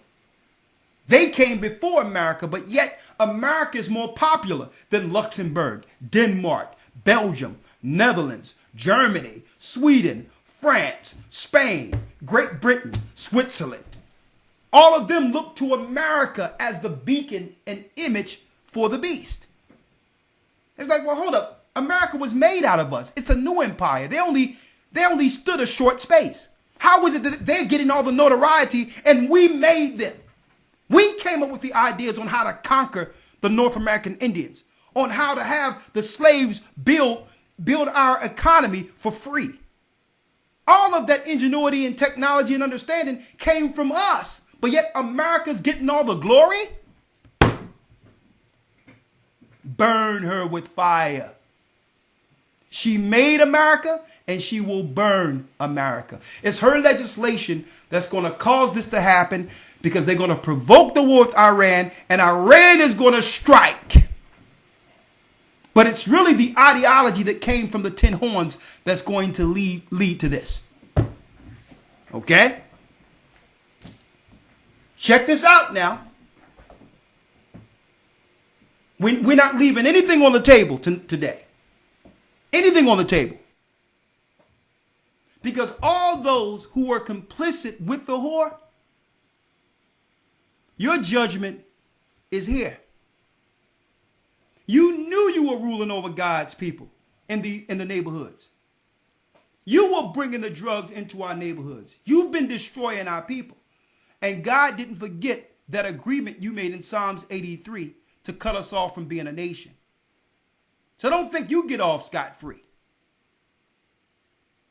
Because you're feeling it right now in your pockets, aren't you? And we're not feeling it that much. Why? Because we understand what it means to struggle. We've always been poor. We've always been the one waiting for handouts. So right now to our people, this is kind of normal. Welcome to reality, you Gentile nations who has always conspired against God's people. Because all the riches that were taken through our fall is being taken from you and consolidated. And eventually, our Lord and Savior is going to bring that power back to his people. And I'm going to read it. You merchants of the earth, you're shaking in your boots right now, and you're just waiting for the time in which America will go back to the way it was, aren't you? You Gentile conspirators, you better read this book. Okay? You took a bribe from the wrong team. You better read this book. If you don't know what's about to happen when these doors open from this quote-unquote quarantine, which is utterly ridiculous. Quarantine is something that's labeled for sick people. You got full-grown healthy people in the house talking about they quarantine. But I digress. If you don't know what's going to happen to you merchants and others who have always traded with America, you are about to get it. Not thus saith the White House or the Capitol. Thus saith the Almighty out of this Bible. Okay? Because I'm going to tell you, you Gentiles have been double crossed.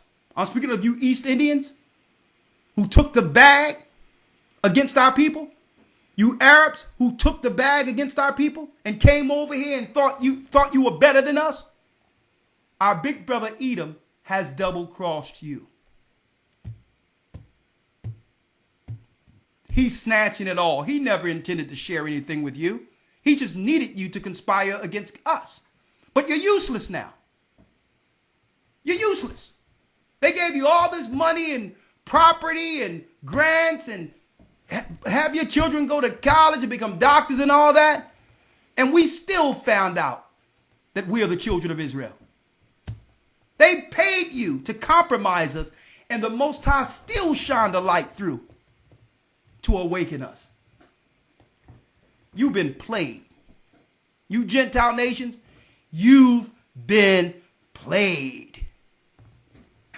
Esau never intended on sharing this world with you. You think when Christ come back, he's gonna set up where China have their empire?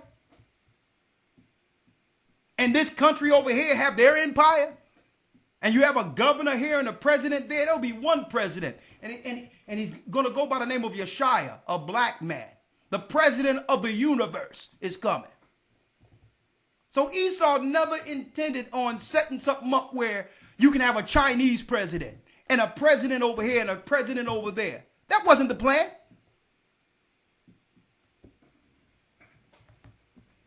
Esau want the promises of Abraham, folks. Okay? He want total power. He want the promises that was given to our father Abraham, where all the Gentile nations would serve the promised children of Abraham. That's what Esau is out for. He's not out for no alliance. He just needed you. He played you against us. You Gentile nations have been played by Esau. Okay? China thought they had it going on, boy. Man, we own all the debt of America now. There's no way that America can pull the plug on us. No way. We own America. We bought everything. Don't you know they allow you to do that realizing they were about to pull the plug on America? Don't you know that?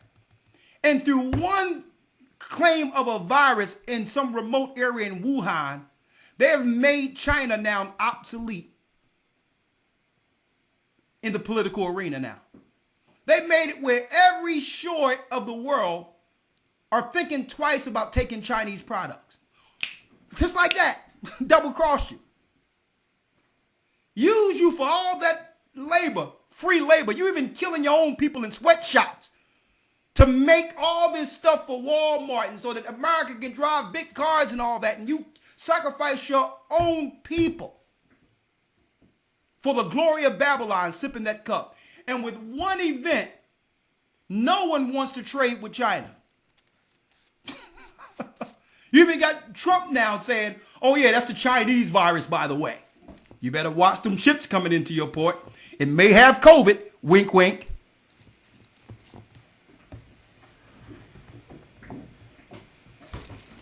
Just like that, snatch the power from China. The 10 horns, folks. Just like that. China will never be the same. And you know, Trump's like, we really, even when they were when the election was coming of the lawyer, when the election was out there, he was like, no, don't worry about it. I don't know if y'all remember this when Trump says, China, I'll handle China. Don't worry about China. I'll handle China. Remember that? What's going on now? Double crossed. See? Ham, Shem, and Japheth in Psalms 83 agreed to cut us off from being a people. Agreed to keep us in perpetual servitude and made an agreement with Esau. And Esau was like, okay, I'll use you for a time. But as soon as my brother Jacob began to awaken and no longer hear the mess we've been teaching, I'm going to blame you all for not doing your job and keeping him down. And through that, I'm going to take my cup back. Now you have to fend for yourself. See? Read on. Come on, Elder Lawyer. Chapter 17, verse 16. Come on. And the 10 horns which thou sawest upon the beast, these shall hate the whore. These shall what? These shall hate the whore. These shall hate the whore. And shall make her desolate. And make her desolate. That's the future of America now. So don't believe things are going to go back to the way they were, folks. America have actually been broken down into colonies right up under your nose without them telling you. When you hear nothing but the governor speaking, America has already been broken down where each state has their own president. It's been broken down into colonies already. It will never go back to the way it was. Read. Naked, and shall eat her flesh. And shall eat her flesh. And burn her with fire. And what? And burn her with fire. That's the future of Babylon. But then, what happens next? Because of all this, right? Read. 17. For God hath put it in their hearts to fulfill his will. So the Most High have put it in their hearts, folks, to do this.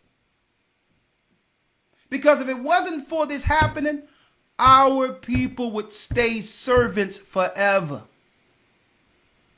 See? Because we don't think nothing is wrong with living in a foreign land serving other people and we think it's okay just to have a job. So the Most High was like, you know what? These people love captivity.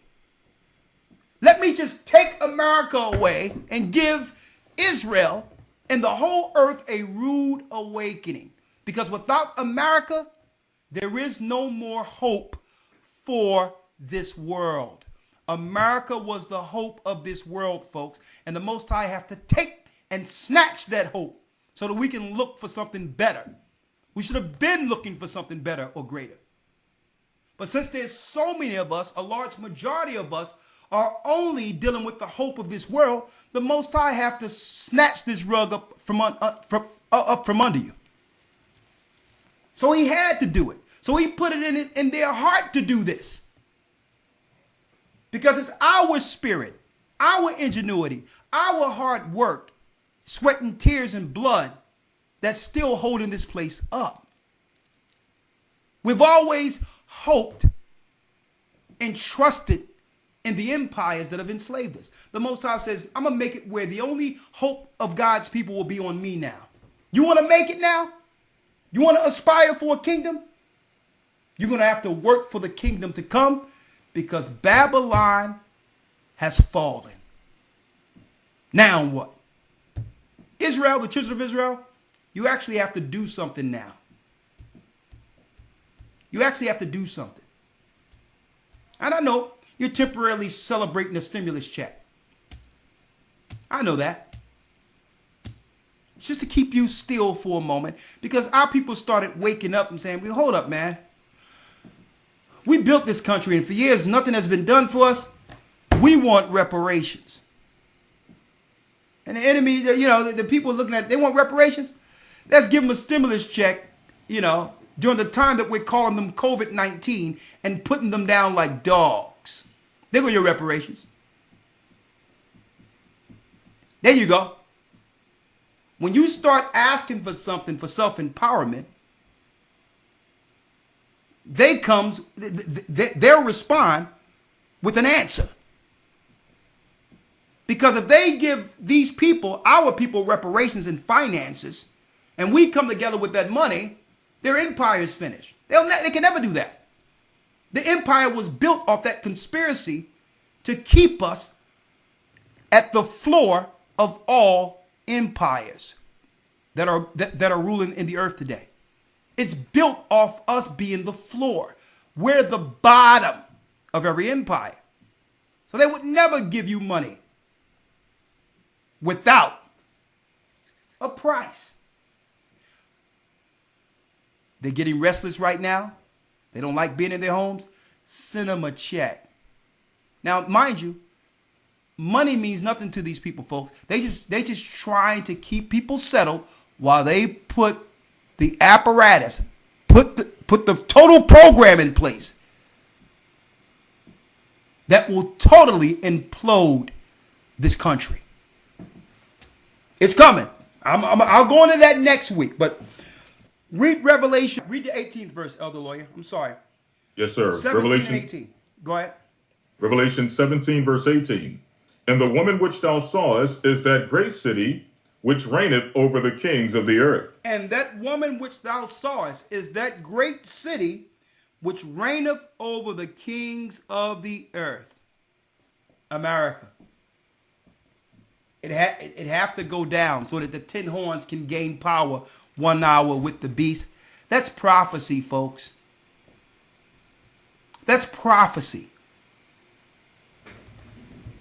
Now let's go to Revelation 18 and 1 and let's read this through and prep for tomorrow. Let's go. Revelation 18, verse 1. And after these things I saw another angel come down from heaven, having great power, and the earth was lighted with his glory. And he cried mightily with a strong voice, saying, Babylon the Great is fallen, is fallen. Saying what? Babylon the Great is fallen, is fallen. Come on.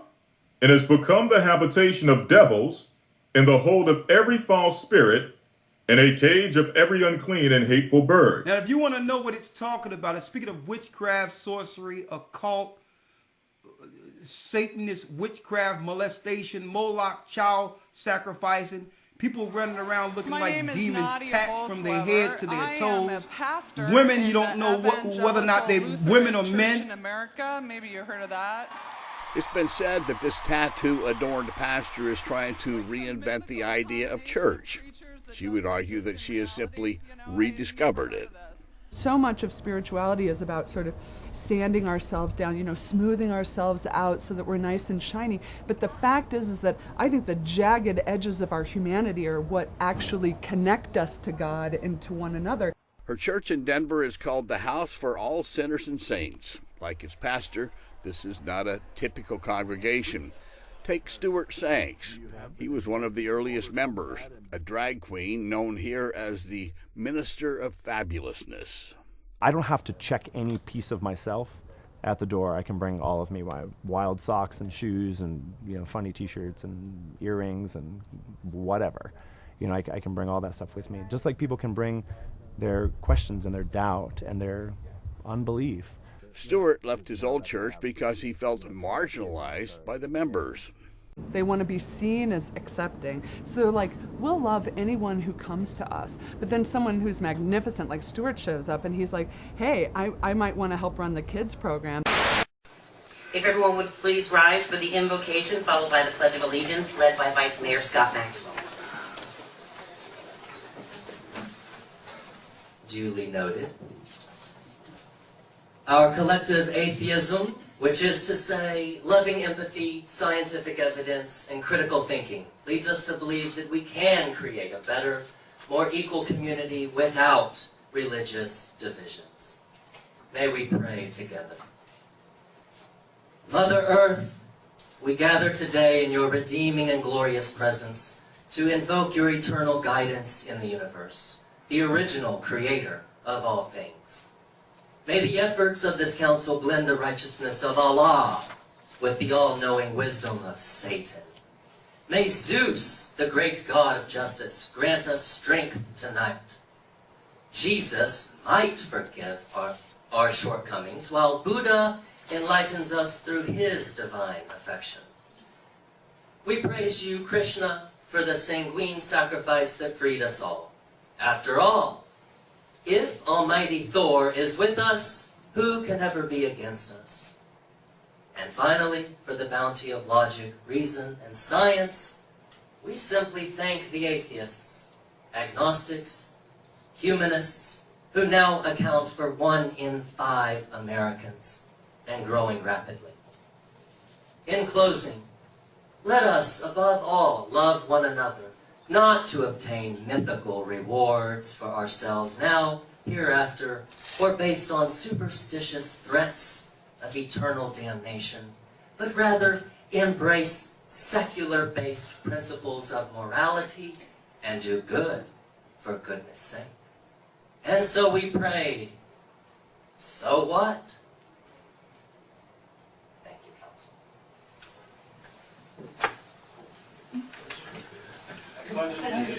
To the flag of the United States of America, and to the republic for which it stands, one nation, under God, indivisible, with liberty and justice for all.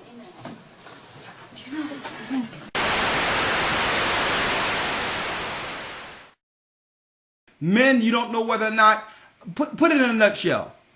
It exemplifies or highlights, what highlights this is what you see walking into a Starbucks. I'm like, where did they get these people that are working in Starbucks? Did they, are they submitting applications in hell to get employees to work at Starbucks? Where are they getting these people, folks? Black lipstick and just some weird, like demons with clothes on. Let me tell you, America have become what you witness and what we see in Starbucks. The cage of every wild, I mean, it's like, what's going on with these people?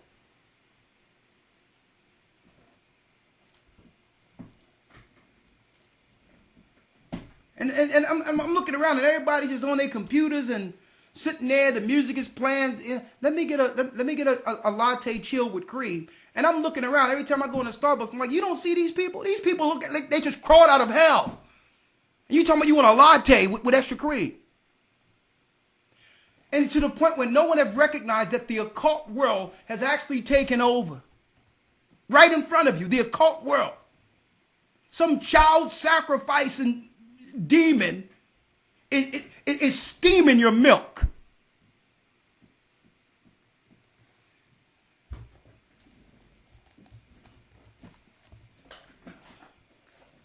It's like, I'm looking around, I'm like, nobody noticed this weird zone up in here? Black lipstick and a tat going up. One dude had a all-seeing eye tat to his head. He had 3 eyes. Talking about, what would you like today? I'm like, dude, I'm out of here, man. I'm out. And I'm so glad that it's drive-through right now. It's like, yo, what happened to the people? What have we accepted here?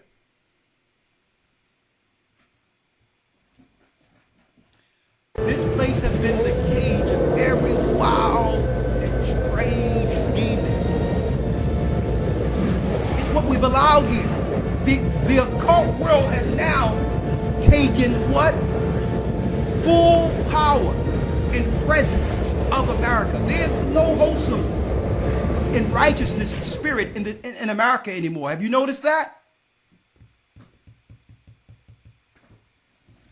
Come on, let's go. 16, verse 2.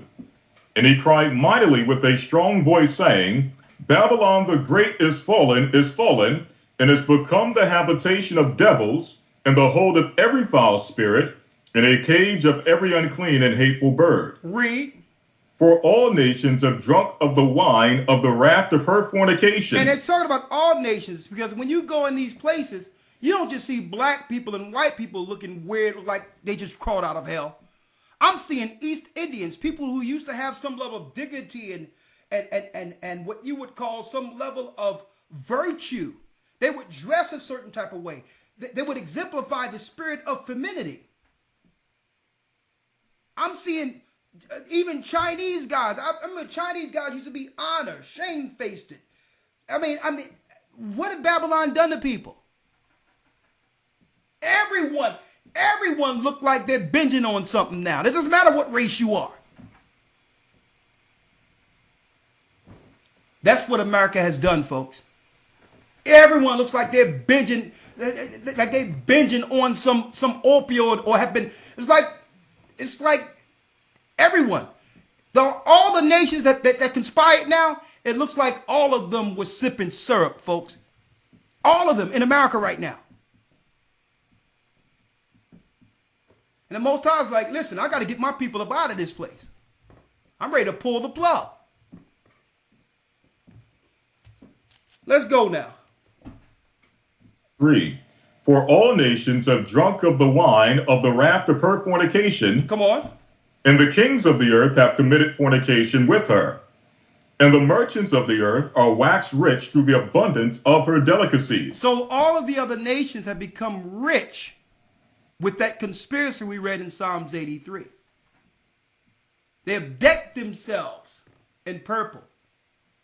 They have set themselves up on some regal parch. But the Most High is about to pull the plug. Check it out. Read it. 4. And I heard another voice from heaven saying. Another voice from heaven saying what? Come out of her, my people. Come out of her, my people. Because if you think this is just starting with you being separated 6 feet apart, if you don't know what that's about, you don't know what that's about, okay? You don't understand when a military scenario have been placed right before your eyes, okay? You don't understand what's going on here. Come out of her, my people. Read. Out of her, my people, that ye be not partakers of her sins. That ye be not partaker of her sins. Now, of course, it's talking about spiritually coming out of her. That's why I'm glad the Most High freed me from the satanic wine, whore, religion, Babylon of Christianity. So you first have to break that psychosis of believing that people who raped, robbed, murdered, killed, and destroyed can deliver you the good news of Jesus. First, you have to come out of that delusion. Okay, because nothing like that is taught in the Bible where the unrighteous can teach the righteous, can teach what's righteous. A leopard can't change his spots. So first of all, we had to come out of that delusion. The delusion of our colonizers who sold us a bill of goods, who sold us some wicked, evil, delusional doctrine called Christianity. Okay? Read. Out of her, my people, that ye be not partakers of her sins. That ye be not partaker of her sins. And that ye receive not of her plagues. That ye receive not of her plagues. Because guess what? It's going to take a physical leaving also. That's why as part of this particular operation they're calling COVID, they're now trying or looking to control who can travel or who can't travel. Now, will they stop travel altogether? Not almost immediately. Not almost immediately. They will open it up for travel. But these travels will be with serious restrictions. Okay? So an opportunity will come for people to leave. It will come. And it's going to come through all types of scenarios. Even after this thing breaks down. Opportunity will arise, folks. Even after this stuff breaks down, because a lot of people in the military, a lot of people that's in law enforcement, a lot of people who now see what this is aren't going to go for this fully like the powers that be believe they will. Okay, there will be some resistance. And during that time, the Most High with his angels are going to be given directions of how to get the righteous out of harm's way. The angels are amongst us, folks. You just can't see them. But the angels of presence are here. They're with us. You don't have to fear anything. It's our God that prophesied this would go down. You just have to be in the spirit, doing what's right to be led by the angels at that time. Okay? And this is what we're working towards during this 7 Sabbath interval from the Passover going up to first fruits. That this church is in one mind, one spirit, so that when we're together, the angels are in the midst guiding us through this. It's going to be the spirit that get us through this. Okay? So when the opportunity comes, the angels will make a way. You just have to be in the spirit to know when that opportunity is before us. We will. See? Come on. Number the rest of verse 4. Come out of her, my people, that ye be not partakers of her sins, and that ye receive not of her plagues. Verse 5. For her sins have reached unto heaven, and God have remembered her iniquities. Come on. Verse 6. Reward her even as she rewarded you, and double unto her, double according to her works. Come on. And the cup which she hath filled, fill to her double. Verse 7. So the things she's always done against God's people, the Bible tells us that the judgment according to God is double. They've treated us bad, man. They've treated us bad. Reward her double. So those that have always grandized themselves off of God's people, who have taken advantage of us over and over again, guess what? You're next. After this happens, the other nations are going to fall like dominoes, folks. You're going to find, and I'm going to tell you this. They're not going to easily do in Africa what they're planning to do. I'm going to tell you that right now. Because it tells us that eventually a highway, 7 streams will be made from these different areas in Ethiopia and all that, in which our people would begin to go into those same areas of Mount Sinai, right on the outside of Saudi Arabia. People talking about, well, why Africa can't come together. Watch when they start killing our people exponentially over there. Watch how that remnant of Africa come together. Watch. It tells us in the Dead Sea Scrolls that he will plant Judah, Benjamin, and Levi in the deserts to war against Edom during the time of Armageddon. That's in the Dead Sea Scrolls. Oh, you thought we didn't read that, huh? So we're going to make it. You want to see Africa come together? Well, it first starts with the destruction of churches and not allowing people to come together, because now they're forced to sit back, recalculate, recalibrate, and listen to truth, which is setting God's people free everywhere. And this is not just the might of the Africans and black people. It's not through physical might we get through this. We will get through with a spiritual intervention. And no longer will it be said that God, the Lord liveth, that delivered Israel out of the hand of Pharaoh or Egypt. But the Lord liveth, who delivered his people everywhere from the four corners of the earth. This is not just a physical intervention, folks. The Spirit of the Lord will be before us. And at that time, the whole world will know that we were the people. Let me tell you, if you were born in this time, folks, you were made for this moment. Don't let the enemy try to use fear. He's going to try to use fear to have that overshadow the prophecies of that really shows forth our freedom. If you're listening to this, you were born for this moment. Okay? Finish reading. 7.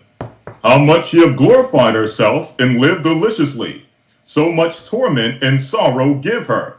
For she have said in her heart, I sit a queen and am no widow, and shall see no sorrow. So for years, America got away Okay, for years. And she thought within her mind, nothing will happen here. Of course, we've witnessed through television the downfall of Iraq being torn down into a third world country almost. We've witnessed over here in America the fall of Libya, which was one time the beacon of all Africa, torn down to almost nothing. And what we thought, or what Americans thought in particular, that none of that can ever happen here on American soil. You didn't read this Bible. Read that last piece again, Elder Lawyer. Verse 7. How much she have glorified herself and lived deliciously, so much torment and sorrow give her. Come on. For she hath said in her heart, I sit a queen and am no widow, and shall see no sorrow. No widow means she doesn't have to worry about her children being lost through war on American soil. This is what they've actually programmed Americans to believe. That what has happened throughout all of the earth can no wise happen here in America. But when you begin to compromise the integrity of your country and its morality, destruction becomes imminent. When you allow children to be molested and harmed, when you allow those who have always worked against God's people, speaking of the letter people, to adopt children and to molest children, common sense will tell you eventually, when you allow pedophiles the right to adopt children and all that, common sense would tell you that the Most High would bring the judgment that rained down on Sodom and Gomorrah. So the Most High have to make this place an example. Go on, Elder Lawyer. 8. Therefore shall her plagues come in one day, death and mourning and famine, and she shall be utterly burnt with fire. Come on. She will be what? And she shall be utterly burnt with fire.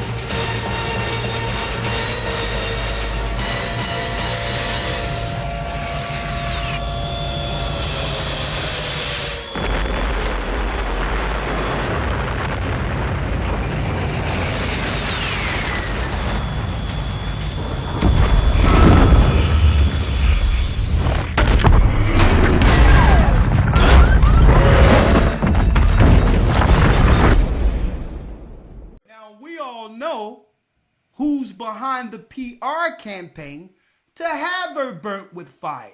The 10 horns. It was spoken of that in Revelation 17.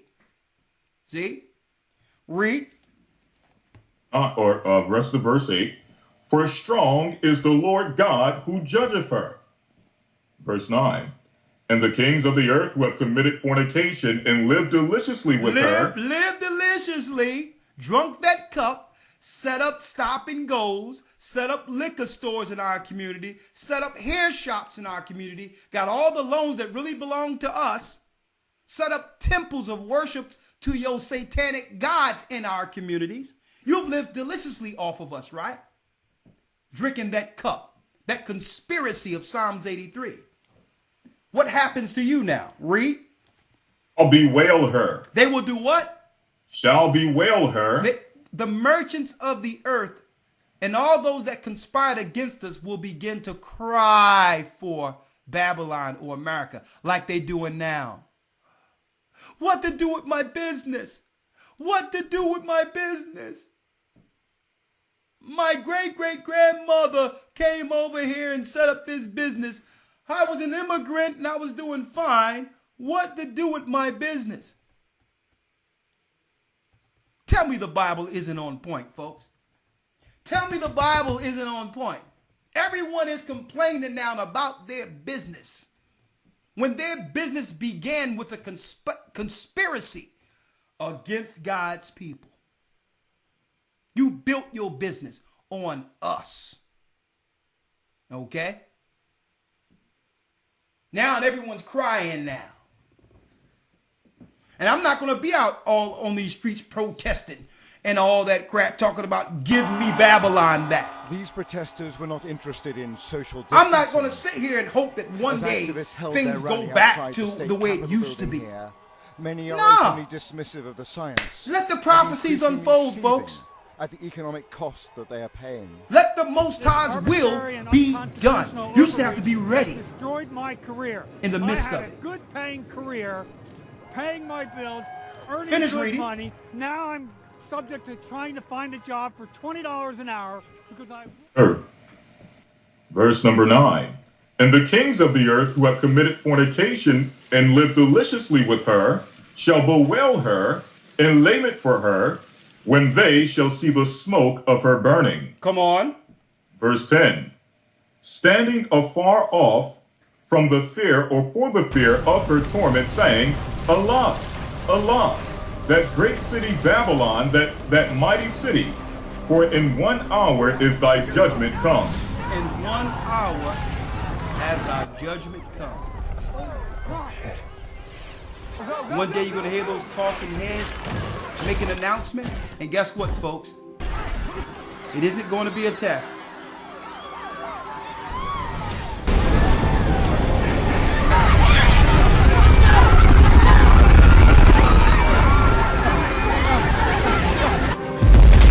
Everybody get down!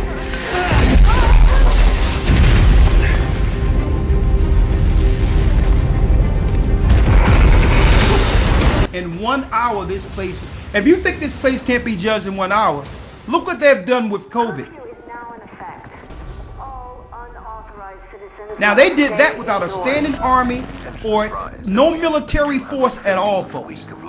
They've already shut down all the merchants of the earth without physical warfare. A horrifying new development today.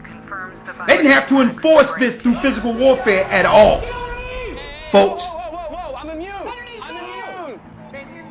Think about that for a moment. All infected Americans are being forced into quarantine camps. Think about that. Pandemic is a word that, if misused, can cause unreasonable fear or unjustified acceptance that the fight is over, leading to unnecessary suffering and death. Life pretty much froze after this day. There are new COVID-19 cases in North Texas. And it is spreading fast. Declaring a state disaster. Fort Worth Mayor Betsy Price is expected to announce a stay-at-home order. Dallas County will move to a safer-at-home order.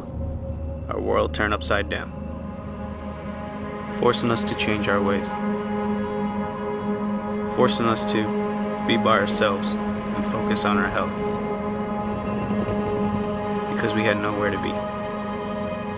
What if I told you that in the city, the streets were empty? Would you believe me? What if I told you schools shut down and businesses closed too? Even stadiums weren't rocking like they used to. Would you believe me? We hear words like isolation, social distancing, the lockdown, to wash our hands since they can harm us, to keep 6 feet. We don't know who to trust. The fear turns into greed, so we take more than we need. But we're all in this together. We're all connected, all equally affected. The only question left is, how do we move forward? Will our world change or remain the same? What is the new normal? But he says in 1 hour, this thing going to be judged. Now, I can't sweat that. The Most High want it. I want it. Okay. God's people want it. Because the world has become proud and have forgotten the God of Israel. You have forgotten the God who made us. You have forgotten the sacrifice of his son that was shed on the blood for the remission of our sins. You have forgotten God. You've forgotten him. You become proud. You start to believe that everything you've acquired is due to just how intelligent you are. without giving any glory to the God who made us and thanking him for any blessings we were able to experience in this lifetime. You have forgotten him. See? So, in return, read.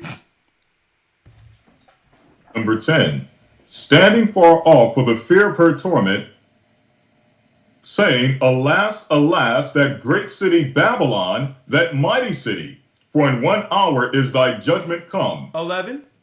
Verse 11, and the merchants of the earth shall weep and mourn over her, for no man buyeth her merchandise anymore. Now check this out. You being double crossed, folks.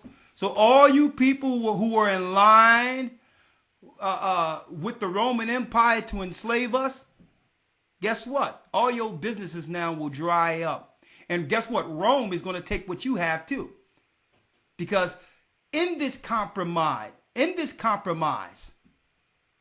of drinking that cup, you've also allowed them to set up a financial system in which you are in agreement with, in which your financial system within any empire cannot thrive without who? The Tin Horns banks. See? Oh, you thought you just get off and just do your own thing? Well, Gaddafi was thinking about making his own currency outside of the monetary structure. And Saddam Hussein had that plan too. And guess what happened? They're pushing daisies. See, when you made that agreement in Psalms 83, Esau's not going to just let you off like that. You must tie yourself financially to their system. But the problem here is it's their system. It's their monetary structure that have made you great. So even after Babylon fall, they will control your citizens 1 hour with the beast through their financial system that's in place. Because you don't have a financial system. It's theirs. So Esau is going to make all you Gentile nations their slaves. Okay? That's what we're seeing here. You will be at the behest of the beast. Now you know. Now you're going to know how we've felt all these years. See? You've been double crossed. All you merchants. With all these lofty plans on building new buildings. Yeah, I got a new spaghetti shop I'm setting up. New Italy. And yeah, I'm going to have me a new falafel shop. I'm going to come over from the Middle East and set me up a shawarma shop with all the East Indian herbs and all that. Had all these lofty plans. And Esau the whole time was giving you loans knowing that he's going to pull the plug in a year. Oh, yeah, come on, sign the paperwork. Well, what about my down payment? I put my down payment down on this business.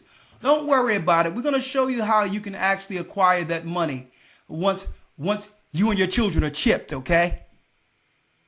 You're not a servant to the beast. Esau rules 1 hour with the beast and shut up, okay? That's what they're going to tell you. Shut up. Okay, you're useless. We tried to have you work against our brother. Our brother done called on his God, and now time is sped up. We have less time now. Shut up and get ruled by the beast now. Get ruled by Satan. Bow down. Now the merchants of the earth are crying about their businesses now. When all the businesses that you have over in America was built off of slave labor, we got nothing. And yet now you crying?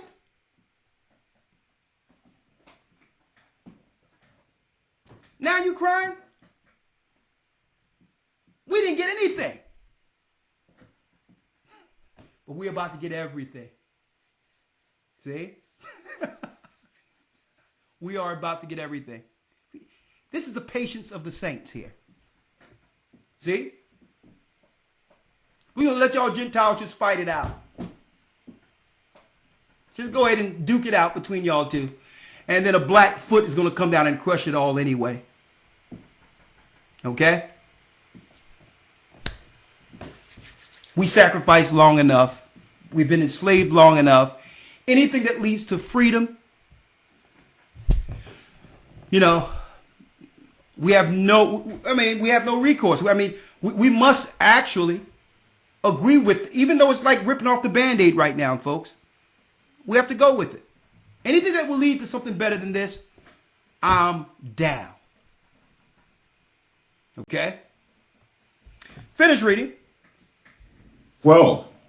The merchandise of gold and silver and precious stones and of pearls and fine linen and purple and silk and scarlet and thyine wood and all manner of vessels of ivory and all manner vessels of precious wood and of brass and iron and marble and cinnamon and odors and ointments and frankincense and wine and oil and fine flour and wheat and beast and sheep and horses and chariots and slaves and souls of men. And what? And how? And what of men? And slaves and souls of men. So they're going to be crying the fact that they've lost their slaves in America. The slaves they've always harmed in captivity. They're going to be crying because not just all of the business they're losing. What about that control we had over these people in the neighborhoods? We've lost our slaves, our employees. See? So while the Gentiles are crying, the Most High is now setting the children of Israel. While the nations are crying, he's setting us free. Okay? And of course, during this transition, which is a very uncomfortable moment, why? Because we never knew what life would be, you know, after or during the fall of Babylon. So it's an uncomfortable feeling for everyone. But eventually, when we step our foot outside of captivity and realize there's still life, something going to kick in that have never kicked in before. That the majority of the time when it comes to our captivity, we're going to realize we've been the one keeping ourselves under it. Once we stick our feet out a little bit and realize, well, hold up, I thought it was going to be worse than this. I mean, I'm still living. I still can, you know, do things on my own and try to make things work. That's what freedom looks like, folks. But the Most High must pull this comfortable environment up from under us first. And that's what you are experiencing right now. See? Read. 14. Well, almost done. Come on. Revelation 18, verse 14.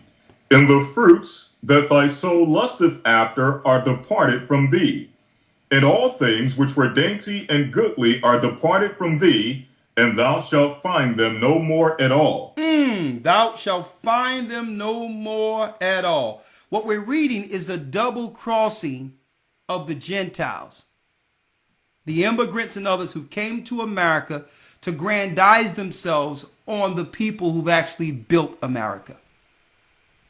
They're going to be crying the most and suffering the most. They're crying now. Oh my God, what of my business? Read on, Elder Lawyer. Verse number 15. The merchants of these things which were made rich by her shall stand afar off for fear of her torment, weeping and wailing. Verse 16. And saying, Alas, alas, that great city that was clothed in fine linen and purple and scarlet and decked with gold and precious stones and pearls. For in 1 hour so great riches is come to naught. In 1 hour, all the great glory of America will be brought to nothing. You think this COVID thing is something?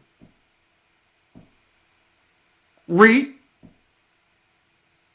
Shipmaster and all the company in ships and sailors, and as many as trade by sea, stand afar off, and cried, or stood afar off, and cried when they saw the smoke of her burning, saying, What city is like unto this great city? They're going to look back and say, what place in history was ever like America? They're going to sit back because without America, where's the hope for the world now? America was that one beacon of light, of freedom, that other countries could aspire to be like or come into and take full advantage of its dainties, its slaves, its resources, its talent. Read on, Elder Lawyer. Number 19. And they cast dust on their heads and cried, weeping and wailing, saying, Alas, alas, that great city wherein were made rich all that had ships in the sea, by reason of her costliness, for in 1 hour is she made desolate. In 1 hour will she be made desolate, according to the Almighty. Read. 20. Rejoice over her, thou heaven, and ye holy apostles and prophets, for God hath avenged you on her. Come on. Verse 21. Hold on. So now it's talking about those who suffered under the hand of the Roman Empire. Those who were killed and murdered by the Roman Empire and the other nations. So are they crying in heaven right now? During this? No, the merchants are crying. But in heaven, what's going on? Let's read this again. 20. Rejoice over her. Rejoice over her. Thou heaven, and ye holy apostles and ye prophets. holy apostles and prophets. That means the righteous should be rejoicing right now.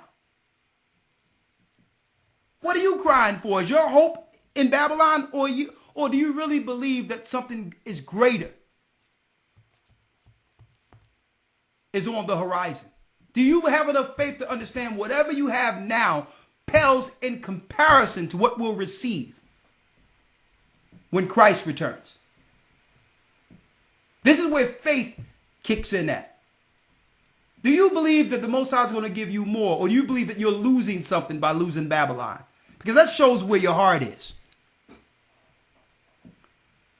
Because the holy prophets, the holy apostles who were martyred, is rejoicing this moment. Because it's only going to take a little time before recompense, before judgment, before the promises of Abraham are fulfilled and our people are restored as the chosen people of God. Think about that. Read on. Only got a few more verses left. 20. Rejoice over her, thou heaven, and ye holy apostles and prophets, for God hath avenged you on her. Verse 21.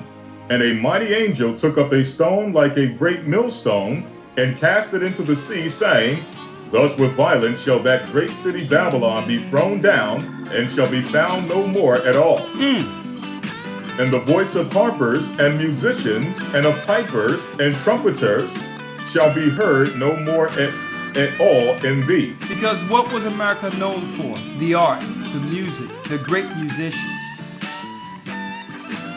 Okay. America has always set the standard. Speaking of our people,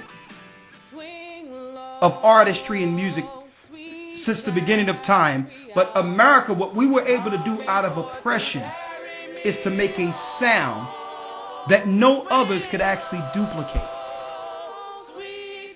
And it dictates the music business and the record business and the art business throughout the earth.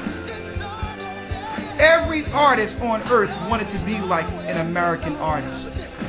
Still to this day, folks. No more will they hear of the trendsetters, the music of the trendsetters.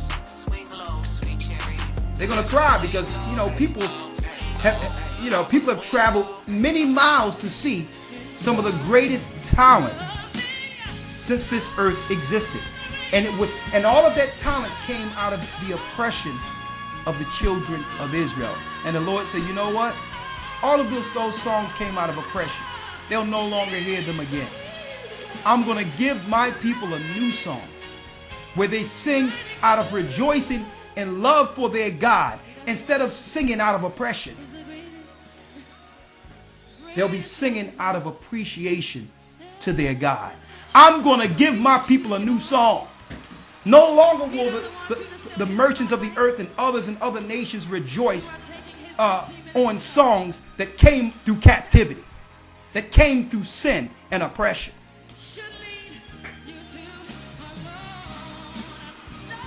Read on. 22. And the voice of harpers and musicians and of pipers and trumpeters shall be heard no more at all in thee, and no craftsman of whatsoever craft shall be found any more in thee. Come on. And the sound of a millstone shall be heard no more at all in thee. A millstone is what? A millstone is what servants use to grind the mill. Like we did in Egypt, we used to take these millstones in slavery to grind meal under servitude. So what it's saying, the Most High is going to use these prophecies, the fall of Babylon, to set the children of Israel free. Think about that, folks. Because if it was up to us, we would just work and stay in servitude forever, ever. We'd just call it a job if it was up to us. The Most High say, nah, you've worked long enough. You worked long enough. It's time for the tables to turn. It's time for your children to have rest. They need to know what it means to have rest and be served instead of serving everyone else. And that's the glory Christ is bringing. Read. 23. And the light of a candle shall shine no more at all in thee, and the voice of the bridegroom and of the bride shall be heard no more at all in thee. Go on. For thy merchants were the great men of the earth. Oh, check this out, Elder Lawyer. When it says the bride and the bridegroom, even under this COVID thing, man, you know how many weddings, usually the weddings are planned for the springtime. You notice that? Yes, sir. Usually the weddings are planned in the springtime. You know how many weddings now are just going to be they're going to be doing weddings, folks, through YouTube, where the people that should be a part of the gathering of two families coming together will witness a wedding through a video. And I don't know how they're going to, when they throw the garter belt and throw the flowers, I don't know how they're going to work that out.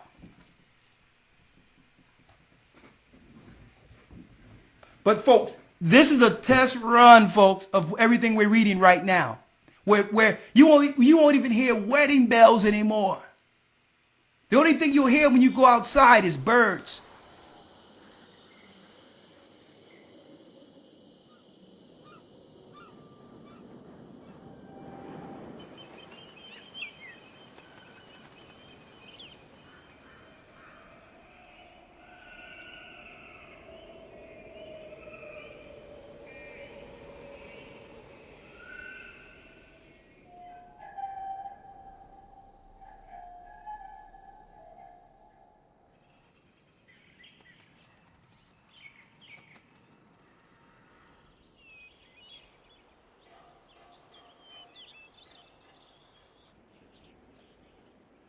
And then when the destruction hits, you won't even hear the birds. Everything done fled away. No more marriages, no more nothing. That's coming. And COVID is the test run for this. Read on. 23. And the light of a candle shall shine no more at all in thee, and the voice of the bridegroom and of the bride shall be heard no more at all in thee. Come on. For thy merchants were the great men of the earth, for by thy sorceries were all nations deceived. Read that again, Elder Lawyer. Read that. Merchants were the great men of the earth. Hold up. Your merchants were the great men of the earth. It's speaking of what?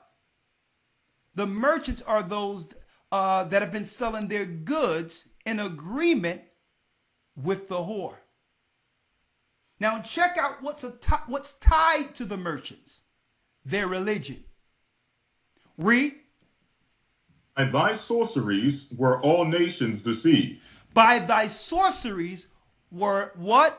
All nations deceived. So they're not just coming over here to set up a shop or a store, folks. They're coming over here with all types of witchcraft, sorcery, deceit. See? And the Most High had to do away with it, because you think they should set up a chicken shop up in your neighborhood. No, they're bringing all types of ancient demons and different types of rituals into your community. These foreigners. Satan is hand-picking Satanists from overseas and making them immigrants that come into your community to cause chaos. It's not about no chicken store or a hair store. From India? It's witchcraft. Forget about where it's from. Let's focus Just on where like it's the going. East Indians we show. You're not tender-headed, are you? How they were shaving off their head to the gods and goddesses over in East India, which is part of Babylon, mind you. And sell that garbage to our women and stuff here in America, knowing Look at you, and they see somebody the spiritual else, and implication somehow on us you become for wearing it. more of yourself. They know that they're praying demons on our people, Whatever it takes. and the spirit of chaos is running us rabid. Yesterday I went into North Philly because I had to deal with something essential, like I do all the time. I have an essential thing to do every day. The way she wants to. Okay? And I seen a line around the corner at a Korean hair shop where sisters and all that was out there spaced 6 feet apart to get hair, wigs, and hair products. Fun to think about. It's their sorcery. They're not just coming with products, folks. Why do our people fiend for their products as such? To a degree in which the brothers and sisters don't believe that they can live without it. It's something must be higher than just the product we go in there to buy. It's the craft they're using. It's the craft they're using in our communities. It's sorcery. And with that exchange, just like the merchants, our spirit now has been compromised in agreement with the gods they serve. The Bible tell you, where your treasures are, your heart shall be also. That's what Christ told us. So what you spend money on is where your heart is. Now, if your heart is with those merchants, now that God they serve and sacrifice to rules over you. And they praying witchcraft to Buddha and all that, saying, bring us riches, bring us blessings. And now some spirit is going into our hoods and all that, telling, go to the store, go to the store, go, go, go. It's sorcery, it's witchcraft. So the Lord is breaking this thing. See? You go into a Chinese store and look in the corner and you see and you see a little idol there. You see an altar there with a chicken and all that, and you think that that's some regular chicken. No, that's a chicken they're going to fry up and give to you with demons in it. Little bells and sacrifice altars right in front of you. This is how they're controlling our spirit, folks, through that witchcraft. It's that craft. So the Most High say these merchants aren't just store owners.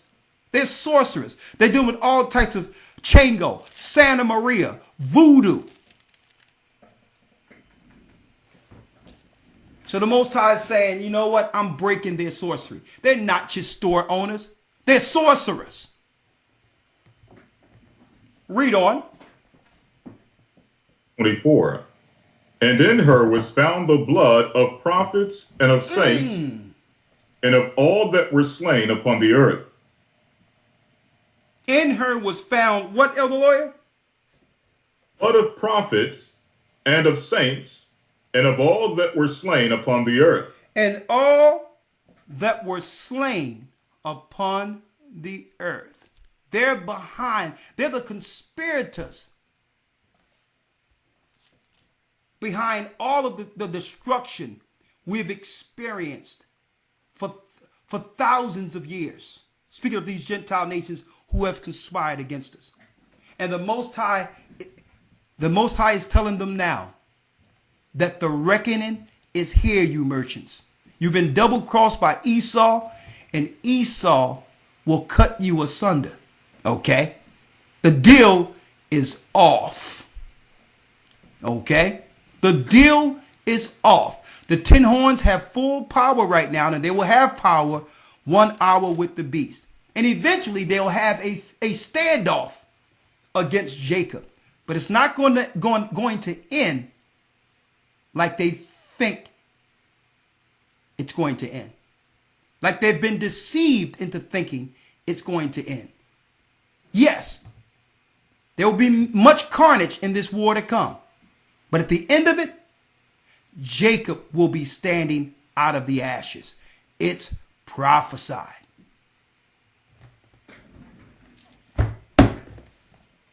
And that concludes our lesson today.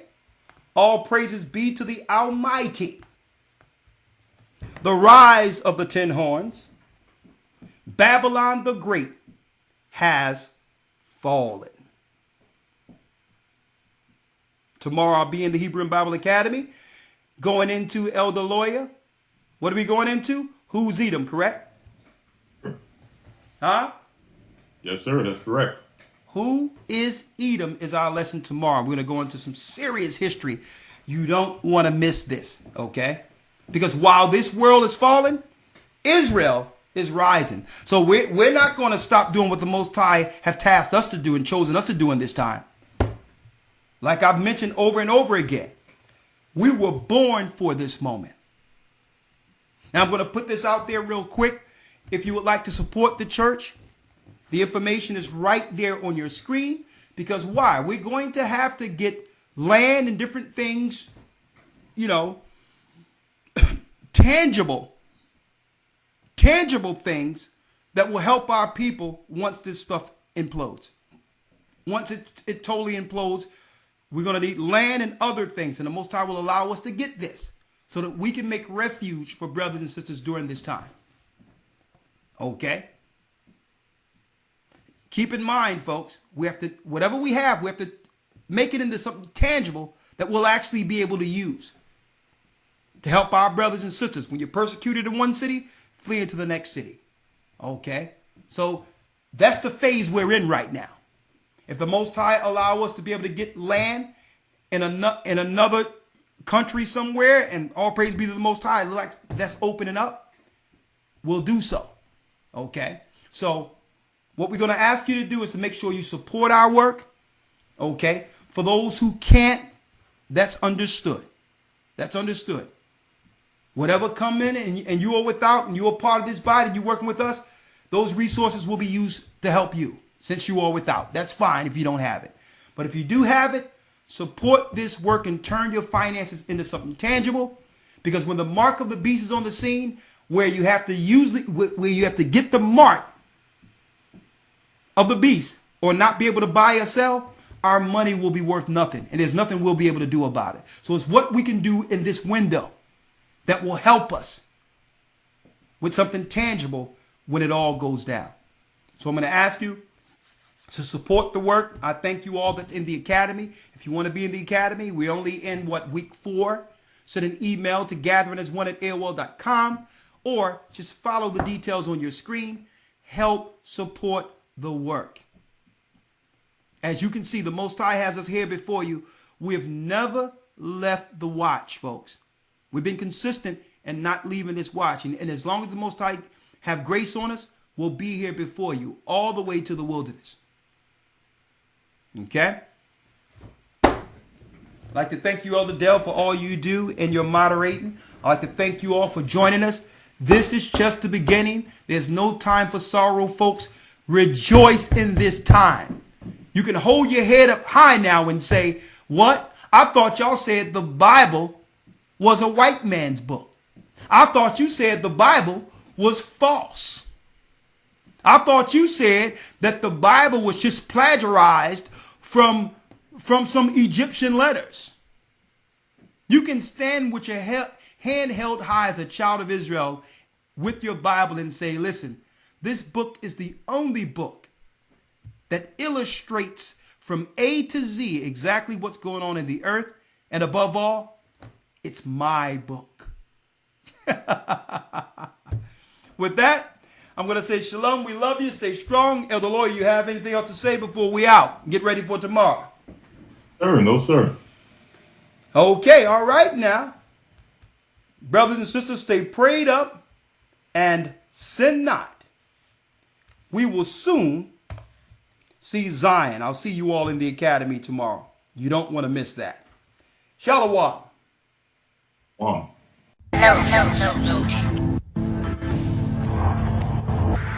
Rome, Egypt, Sodom and Gomorrah, Babylon, system of worship. End times. We're gonna liberate ourselves, come out of her, my people. Last days. Let's go. Rome was burning. Sodom and Gomorrah was visited. Before the fall, the writings on the wall. Babylon, years later, here we are. I can interpret the writings on the wall. Scene starting to look familiar as I look around. Pride go off before the fall, and that's what took them down. Spiritual Egypt, Sodom, Gomorrah, days of Noah, this Babylon, moments before the fall. There's a war going on outside, but in this banquet I see vanity. Look at the time, 11:59. The 4 horsemen are stampeding. I open the prophets and read it, writings on the wall. What's the meaning? Meanie, Tikal, Parson, Medes and Persians. Rumors of war, head on collision, no way to swerve it. Blue helmets, foreign insurgents. What's the verdict? Your days are numbered, your kingdom's divided. Ecclesiastes 1:9, it's gonna come a time. Recompenses for every crime, it's gonna be required. Till the bloodshed is avenged, the land is defiled. And they gon' see it when the Savior part the sky. Rome is on fire. Rome was burning.